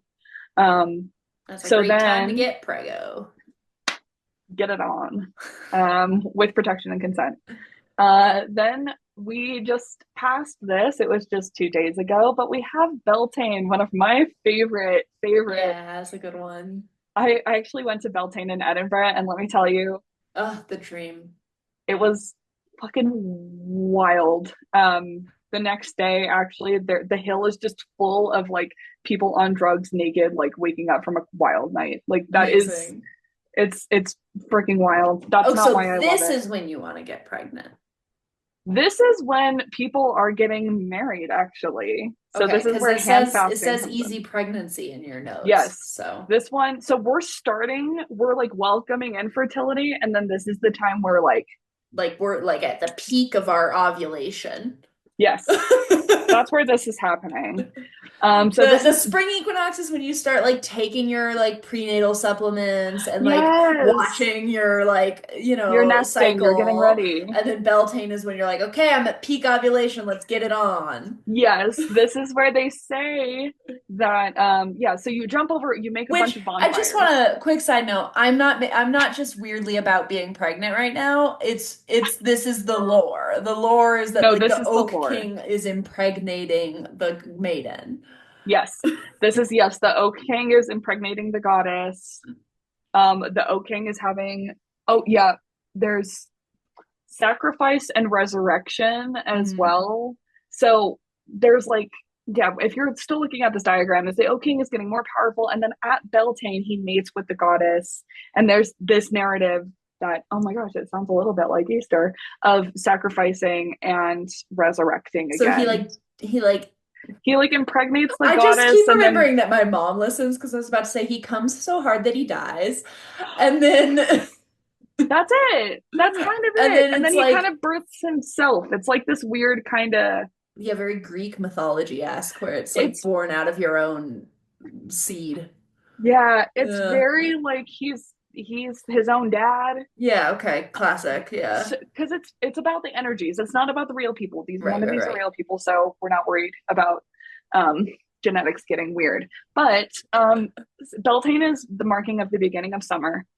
We light a bunch of it's also like kind of bonfire night, not Guy Fawkes bonfire night, which is in November. But this is like we're lighting Yeah. a bunch of fires. We are jumping over them together with Cute. yourself or with other people to bring yourself a partner if you're wanting to get like linked up with someone to have a safe journey somewhere, or to encourage easy pregnancy. I'm just trying to imagine how much of a fight it would be if I told Charlie that as part of our marriage ceremony, I wanted to jump over a fire. I will light the fire. Yeah, but I won't be Charlie, are lighting you it. kidding me? Like, safety-oriented, anxious Charlie is gonna let me jump over a fire in I'll like a hold the fire giant flammable extinguisher. dress? Like, no. No, I'll hold the fire extinguisher. I'll get a blanket, like the fire blankets. I'll be your safety officer, Thank but let you. me light the fire. I'll make this happen. I'm here for Duh. it. Yeah, me too. Um, right. So Beltane is named for Bel, the god of light and fire. That's Bel. And this is a celebration of unashamed human sexuality and Hell yeah. fertility. It's like, let's be happy. Let's welcome in this Yeah. time of energy and light. And we've kind of like started to sow our seeds Yeah. um, for growing over the summer. And like, Yeah. fuck yeah, let's enjoy ourselves. That's I kind of do the know that energy. in a lot of like pre-Christian traditions, this holiday, which for some was Beltane, for some was other holidays, but this like beginning end of April, beginning of May holiday, um, Mm-hmm. was for a lot of traditions, it was the one time you could have sex with people you weren't married to. So everyone would like Yes. switch partners and have a good time. Yes, and this is actually a night where a lot of people get married as well, Yeah. which is in like Wiccan tradition, it's called hand fasting. That comes from Celtic tradition. Oh, we got hand fasting in here too, but Yeah, it that's might like come an from Celtic ancient tradition Celtic of, practice. Yeah. but there's a lot of people who get married on Beltane under the kind of like these Wiccan traditions Yeah. of promising yourself to somebody else. So it's just kind of like full of love and light and Yeah, I fun love times. that. Oh, Yeah. So next we have Midsummer. Midsummer is around June 22nd. So this is the time where the Oak King and the Holly King kind of switch. And this is where the sun mm, god is at his most powerful. So, as I have understood it too, it's the Oak King after he mates with the goddess. mm-hmm. The Oak King gets her pregnant with the Holly King. The Holly King is born. Interesting. Okay, There's a okay. lot of different interpretations of this, and none of Yeah. them make like reality based Right, right. It's all sense, folklore. but Yeah. it's all folklore. So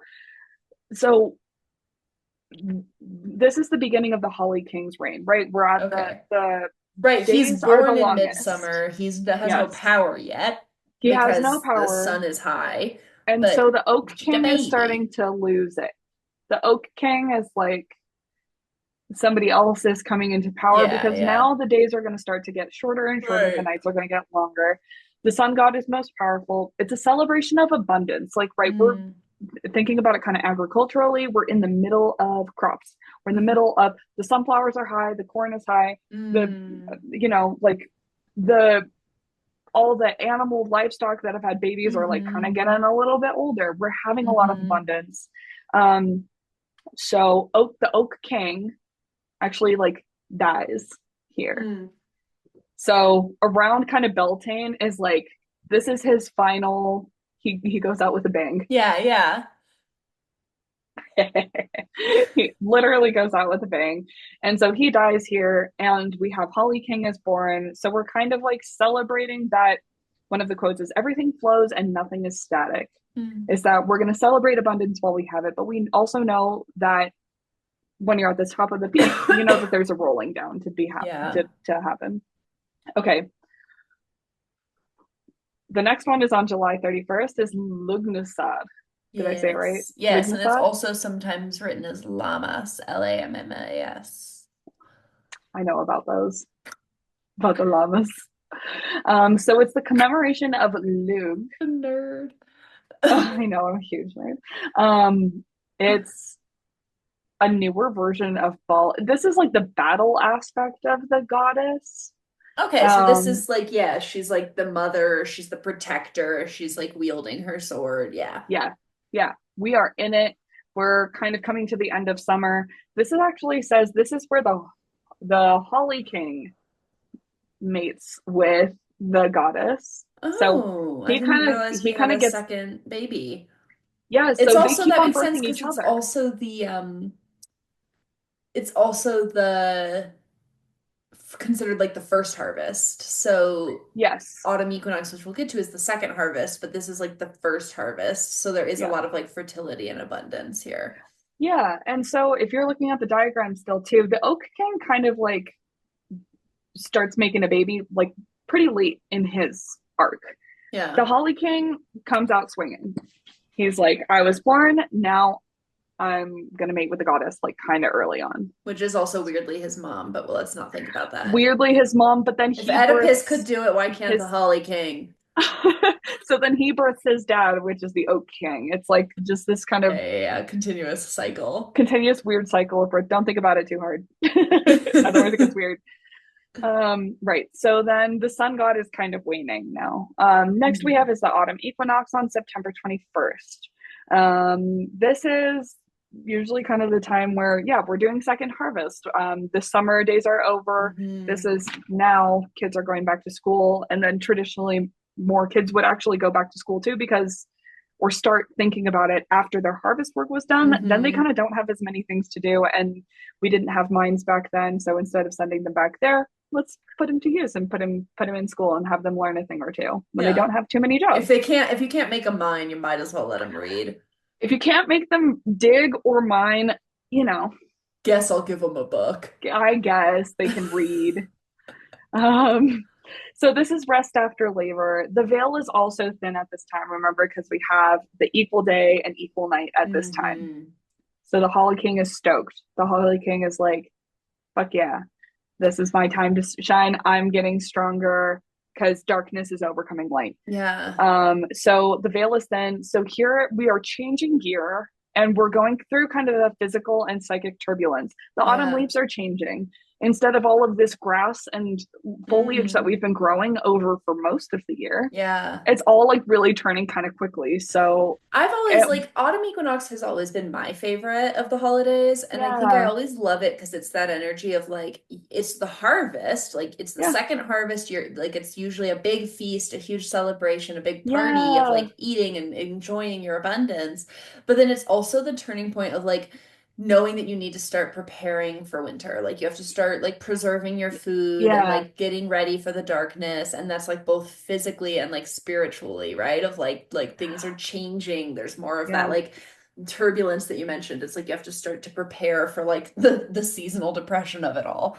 Yes. And that's why you have something that looks like Thanksgiving, Yeah. is that we've had all this harvest. Not everything is going to last. And I Hmm. think that's the other thing. It's just, yeah, not everything is going to last. Hmm.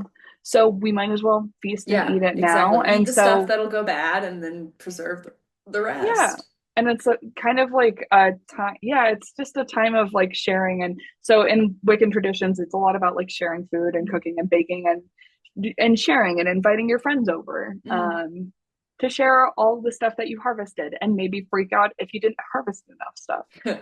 Um, so then we have Samhain, which is October 31st, which is everybody's favorite Halloween. Halloween. Yeah, Halloween. This All is Hallows Eve. Halloween. This is Halloween. Yeah, so Everybody now scream. love you. Um, Just having so a little this is echolalia. It's fine. I love it. Do it. So this is where we have the dark is pretty dominant now. Now we're kind of past the half and half time.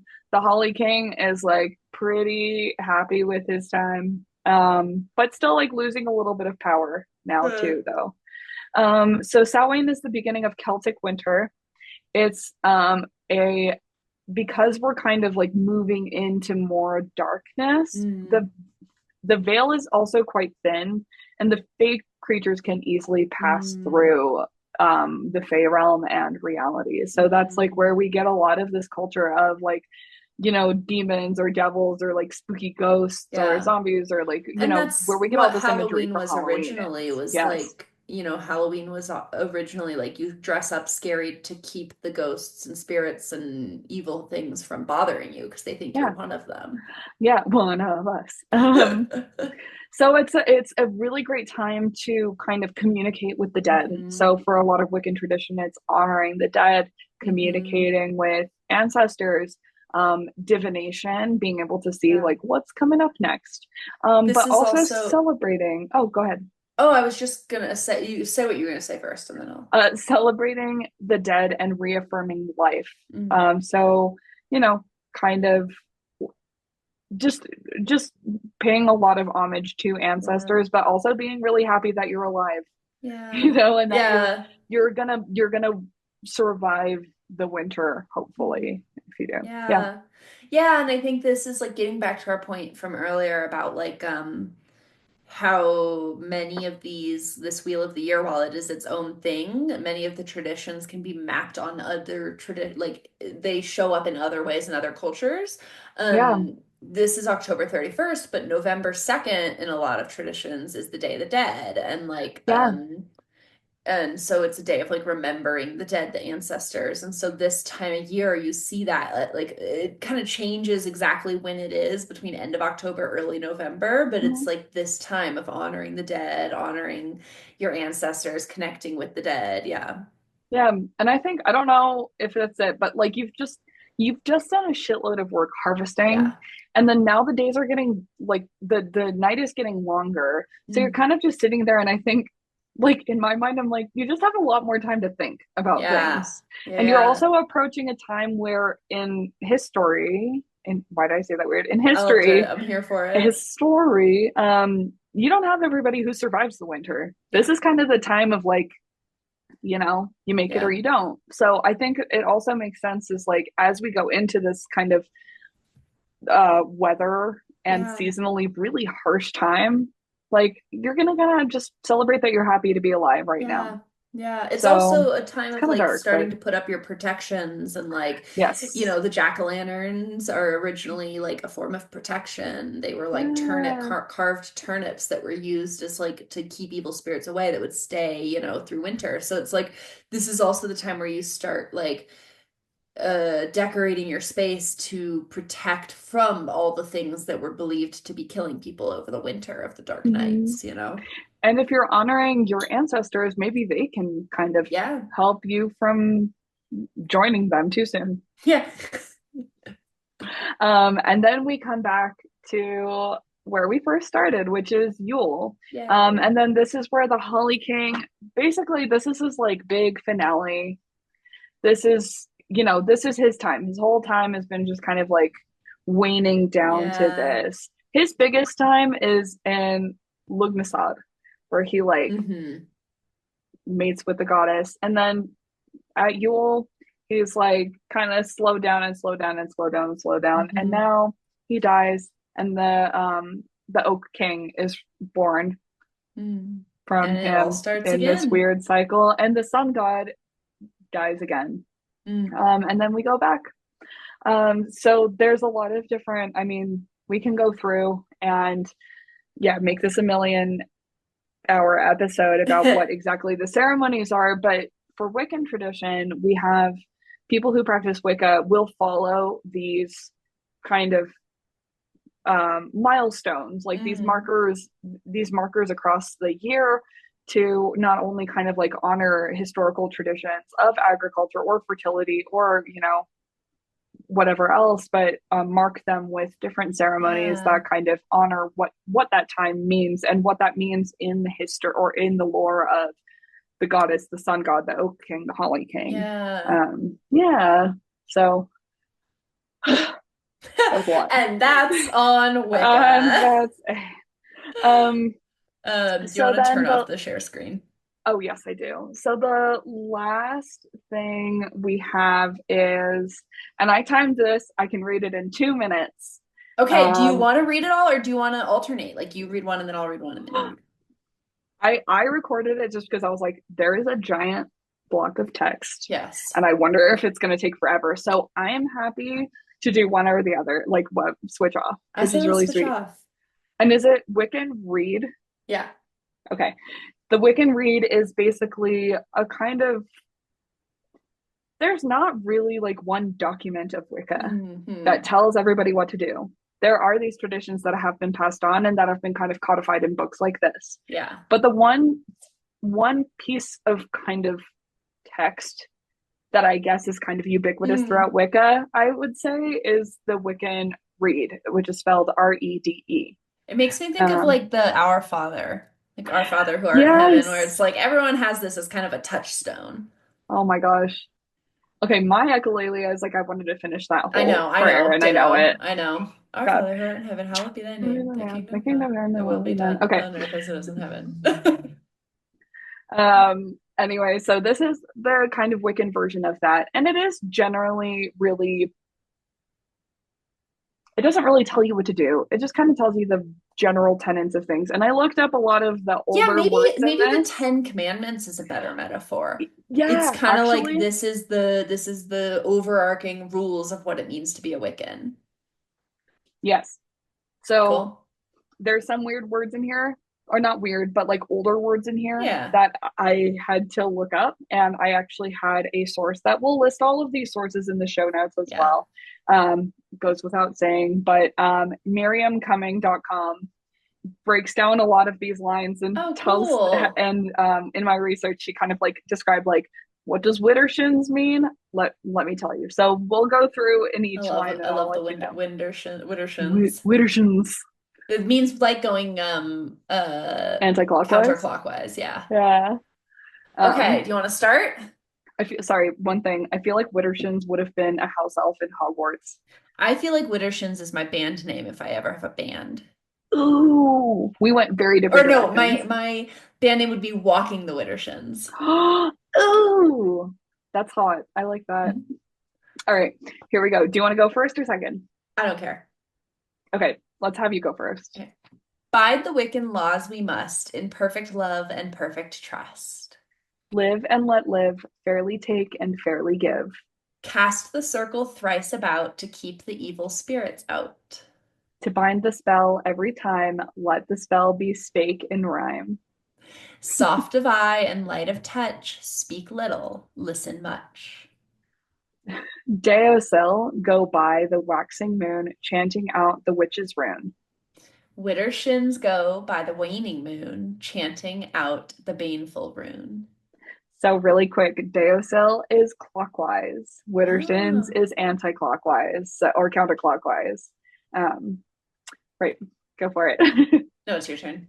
Oh, is it my turn? The Mhm. baneful rune. Oh, when the lady's moon is new, kiss the hand to her times two. So this is actually a kissing salute. Like, Oh, like kiss your ki- fingers, yeah, like your first and second finger, and you put them yeah, up to the air. Cute. So yeah. we should do that whenever we see the new moon. Give her a little mwah, Or is that our new little like goodbye after we're mwah. done? I love that. I love that. Yeah. Okay.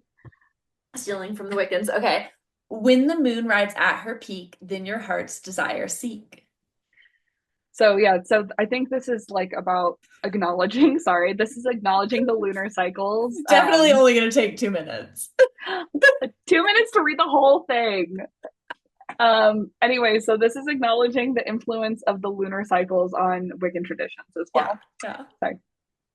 Um, heed the north wind's mighty gale, lock the door and drop the sail. When the wind comes from the south, love will kiss thee on the mouth.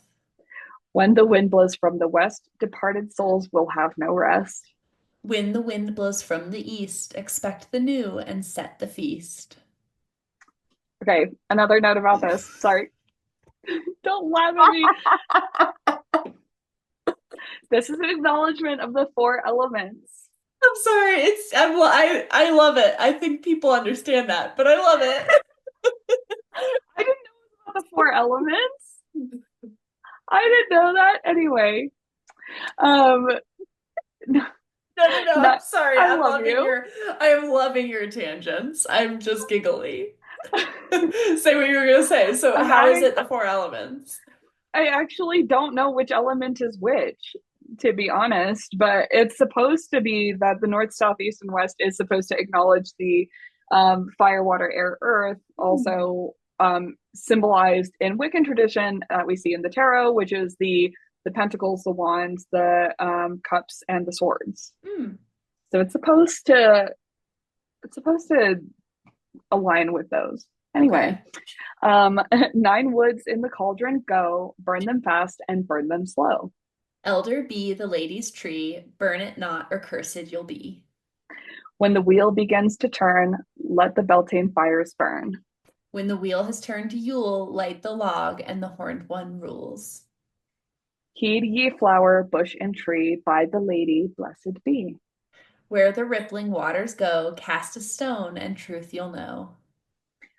This is really quick about just like about like respecting nature. Um, Yeah. yeah, so like honor nature around you, the bush and the tree and the flower, and also for whatever reason, do not burn elder wood, otherwise you'll be cursed. That I think goes back to Celtic tradition. I think there's a Yeah, lot of Wicca that pulls from Celtic tradition. so much. Yeah, Yeah. which makes sense. Like it was created by someone in the UK in the 1950s, like pulling from ancient pre-Christian traditions. Yeah. But but yeah, like the all the trees in the old runes and the Ogham runes, which are the Celtic runes, Hmm. have different meanings and different purposes. And the elder tree is like the tree, like the tree of the gods, the tree of the ancestors. So you don't like Hmm. fuck with the elder tree. Yeah. Which But like apparently nine I woods in the learned. cauldron go. So that's the other the other like sacred trees or spiritual trees are like Mhm. those nine trees, and you can burn them, but you can't burn the elder. Which makes a lot of, and apparently there's a lot of species of elder. And what I read from Miriam is like, there's just so many species, just don't burn any of them. Yeah, just don't fuck with elder Just don't trees. fuck with elder trees. Yeah. All right, so moving on. When ye have a true need, hearken not to others' greed. Mm. With a fool no season spend, lest ye be counted as his friend. Aw, Like shit, me. Caitlin. What have I done? It says, lest ye be counted as his friend. I That's am the his friend. bad thing, though. I've No, I hung am out his with that. friend. Yeah.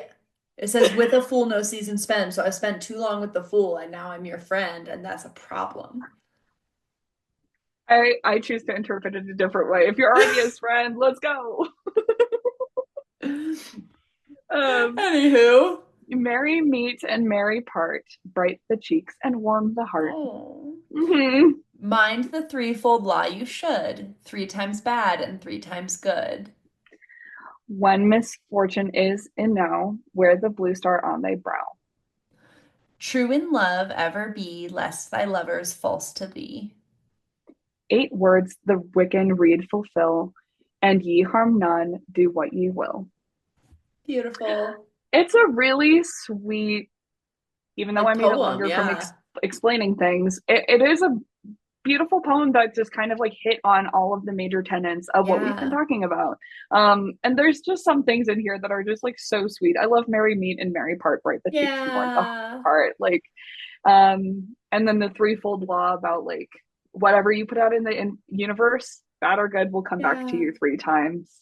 I feel like I want Um, to make a little embroidery that has like marry me and marry part, bright the cheeks and warm the heart, and have it on like my front door. like a little Yeah, like what a is little it, cross stitch. needlepoint? Yeah. Yeah. Oh, yeah, so that seems to be, I guess, like the main kind of prayer, or like contains a lot of the tenets of Yeah. Wicca. Yeah. Oh my God. Amazing. So I We did guess it. the takeaway is that's Wicca. It is a religion. It is not witchcraft, but it includes witchcraft. Like Hmm. like Wiccans practice witchcraft, but Yes. witches don't have to be Wiccan, is my takeaway. Yes. Yeah, and my other takeaway is too that we've talked a lot about different ways that Wicca has presented itself in Hmm. history and in modern day, and different traditions that we've seen them have. Hmm. But this is like nowhere close to the full story. Hmm. Like this, there, it's just I mean, you could do so a whole podcast just about that. Yeah. just about Wiccan, so or Wicca. So we've tried to do our best to give a comprehensive Yeah. overview. If there's anything huge we missed or anything that you're curious about, please send us a little message through Sarah's website. It should be at sarahdittmore.com Flash um, podcast. /podcast. And there should be a little link to a form that you can send us a hey, hello, Yes, yes. ideas for future Yeah. episodes, or letting us know Questions how about this. cool we Yeah. are. And I do think so, Caitlin mentioned the Witch's Bible is a great resource if you want to go more in depth with this. If you're looking for Mhm. just like a surface level, like I want to start dabbling with Wicca, but I don't want to like read that whole big, like the initiations are scary and the prayers are overwhelming. The book Wicca by Harmony Nice is a super great like overview entry level. It has little like rituals and suggestions for each of the wheels of the year. It talks about the witches' runes. It talks about like the Wiccan Read. And so it's like a very basic intro if you're looking for just like an easy level. And then if you're ready to go deeper or interested in learning more, I think Caitlin's book, The Witch's Bible or A Witch's Bible, is really great. Yeah, and it's really full of like detailed instructions on Yeah. how to do each of these rituals. Yeah. And I guess if any of this really interests you, or if this is something that you want to dive into, starting with these resources that we've said, but Mhm. also if you have a couple friends that you want to just Start your own have coven. start your own coven, have little ceremonies that like mark really significant times in your life. And I Yeah. suppose from everything that we've read, that's pretty much Wicca. If you decide that Yeah. it's Wicca and you're doing little ceremonies, it's Wicca, I you think know? that's a big takeaway here is like as we talk about spiritual practices throughout this podcast, we're going to talk about a lot that are what are called closed practices, where it's like they're Mm-hmm. not available to everyone. You have to Mm-hmm. like be initiated or you have to have a certain cultural lineage. Mm-hmm. Wicca is not one of those practices. Wicca is a very like amorphous open religion where it's like yes it's a religion but also it's had many different iterations and many different ways of being practiced and people continue to reshape and change what that looks like. So Mm-hmm. I think it's also like if you want to just call yourself a witch and practice witchcraft without getting into Wicca, more power Mm-hmm. to you. If you're Yeah. curious about Wicca and want to play with that, like you don't have to, there's not one way to do that. Like you can Mm-hmm. explore and experiment in ways that feels right to you. And like me, I like pull certain things like the Wheel of the Year. I work with the Wheel of the Year, but I don't like consider myself Wiccan and I don't like follow the structure of Wicca. Right. I was even going to say, it's almost like this podcast is just like you and me. It's our like two-person coven. And Hector and Sora. And Hector and Sora and Charlie's a supportive character. Charlie and Jesse are He's like they like they're not in the coven. I love them, they're but they're not in not the in the coven. coven. It's you, me, No. Sora, Hector, and then our like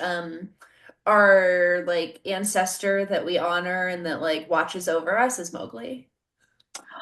And Sunny. And Sunny. Sunny is Caitlin's Oh, dog from a while ago. I well, he love passed away that. a few years ago. Oh Oh, my that's our little God. coven. And hey, guess what? That's how you make a Wiccan coven. And yeah, um, Cool. yeah, Anything else?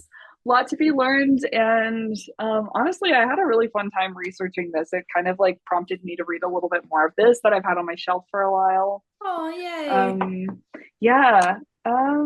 No, nothing else really comes to mind. All How right. about Well, you? I know we were in the habit of pulling tarot cards at the end of our episodes. Do you want to pull one? Because I don't have mine on me. I will pull, and guess what? I organized my whole shelf here so I can see all of them. I'm really drawn to the Golden Order, the Hermetic That Order feels tarot right perfect. now, Yeah. right? Okay.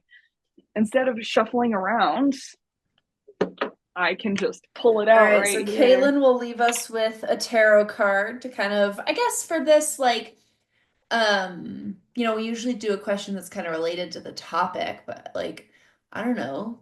What's I guess like what's what's an important takeaway? Well, no, what am I thinking? What's a lesson to be learned, I guess. what can we What can we learn from learn? understanding and working with like Wiccan culture?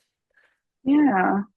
Ooh, these cards are like so slidey right now. Yeah.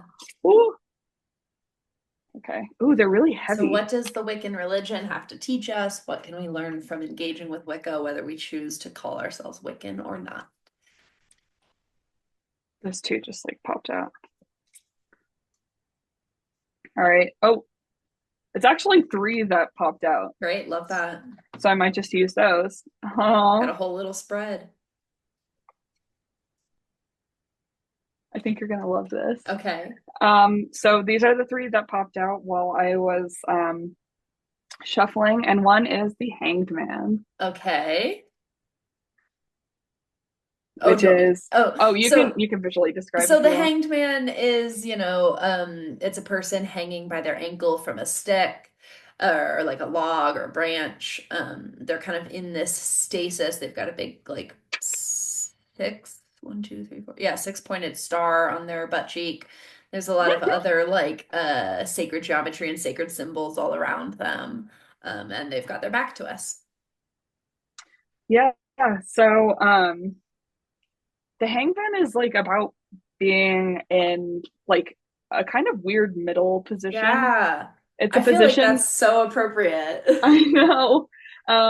Yeah, when it popped out and this was on top, I was like, oh, okay, I think that's definitely it. It's about a position of kind of like imminent change. Yeah. Yeah, you can't really stay in that hanged position, but you can just like hang out there for a little bit and try to Mm. figure out what your next move is. Yeah, and like being comfortable in the in between. Like it makes me Hmm. think like, you don't have to go all in or all out with this. Like you can explore the essence of Wicca, the like Wiccan, what Wicca has to offer without going full Wiccan. Yeah. Next we have is death. Okay, that's awesome. So it's a I know. skeleton and there's a bunch of like skulls and bugs, maybe like maggots or something around him and bones, and he's like kind of engaging with the dead. Yeah, so Death is a beautiful card. It's one of my Mm. favorites. It's about the kind of natural ending of things. Mhm. Reminds me a lot of the Wheel of the Year that we just talked Yeah. about, Yeah, I feel which is like with just, our question being like, what can you learn from Wicca? It's like there's a lot in Wicca that can teach us how to engage with death. Like, what is death? How to feel about death? How to think about death? Like, I like that a yeah, lot. it's the natural ending of things. It's nothing lasts Yeah. forever. If it lasted forever, it wouldn't be as like special, Yeah. you And the know? death comes before the rebirth, like in the Wheel of the Year, too. Like, that's how it's structured, right? Everyone dies and is then reborn. And so that, like, cyclical nature of death. Yeah. And then the last that we have here is the Six of Cups. Oh, I love that. So it's got like a big lattice work with like lotuses. And from each of the lotuses, water is like pouring into these six cups. Yeah, and this I love also has a that. Scorpio symbol on it, just like the Love other it. one, which is a little interesting. Yeah. Yeah, I have to reference back to my other Rider Waite tarot, but do you want to tell us Well, about Six well, of what I think Cups? is interesting is that Six of Cups, it says at the bottom, what does it say? Like Lord of Oh, Lord of Pleasure. Pleasure. And so I think that that's also something that Wicca really emphasizes is the role of like pleasure in magic and that like Yeah. connecting with like pleasure and sexuality and like liberation are all aspects that like we can gain or learn from Wicca. Like again with that question being like what can we learn from Wicca or what can we take from this tradition that can help us? It's like okay, we learn about Yeah. how death works, we also learn about how pleasure works. And I really love that there's just like a hand with roots from where all of this is Mm, stemming, right? Like there's a hand yeah. and that's like all of the water is coming from this hand. So yeah, I think Yeah, it's there's also like like that giving and receiving that they talk about in the Wiccan Read, right? yeah, and it's there's a lot to be learned from like roots and traditions, but where they go is like up to you. Um, Yeah. I just looked up and slightly remembered that this is the one of like the nostalgia card Yeah. of the little gnome and the little girl meeting together. So it is just kind of like a very happy meeting of old and new, Yeah. And which like also community and feels like connection. yeah, Yeah. I yeah. love So that. yeah, so I think overall it just means like this can kind of be an uncomfortable learning experience, but we learn most when we're uncomfortable and not super comfortable. So, Yeah. you know, um, live in that like kind of questioning space for a bit. I think this one is it says Child of the Great Transformers is the name of this card, but I think it's like about like being okay with and embracing the kind of death aspect of things, and Yeah. that's what we've really talked about a lot And like the with their cyclical belief nature. systems. Yeah. Yeah. Um, and then maybe even just like death of presumptions about Mm. Wicca. Like as you learn, you have to let go of old things. So Mm. maybe this opened up a new avenue for you to learn about what that is. I love that. And then Lord of Pleasure. Hey. I mean, I don't think I have to explain that one, but yeah. All right. Well, that's us on Wicca. We will ideally be back next week with a tarot. We will be back next week with a tarot time because we've already recorded it. Um, Oh yeah. So we're hopefully back on schedule. I think we'll just say that like we have a lot of life that is lifing. Like Caitlin's in school. I'm going through a lot of like doctor's appointment diagnostics. Like there's just a lot over here. So we're gonna do our best to keep it weekly. But if we miss a week here or there, just know that like we'll be back. We just are resting and taking care of ourselves Yeah, because we're because this is anti-capitalists over here and we refuse to get sucked in by grind culture. yeah. Well, and we're not even making money off of this too, That so too. it is That too. anti-capitalist anyway. But yeah, this is something that we really love to do. We Yeah. hope you're enjoying listening to our weird selves and like learning and loving and growing with us. And Yeah. we're really happy you're here. So thanks for listening. Yeah. Leave And us a leave a leave us a review. It makes a review. big difference. Share it. Yeah. Same brain. Yeah. Share it with someone you know. Yeah. Visit Hmm. sarahdittmore.com/podcast to send us a note or to see the references and resources we used for this episode and or watch us on YouTube. You can find our YouTube link there. Hmm. Or just peruse the website and read some of Sarah's like lovely writing, see all of her different services that she offers, and maybe subscribe to her Substack Hey, and get little notifications lots of about magic. witchy things going on. Yeah. Yeah. Awesome. Well, that's it for us. So, as is above, So is below. as is within. So is without. Thank you. I love you. And blessed Blessed be. be. Mwah. Bye. All right, bye. Bye.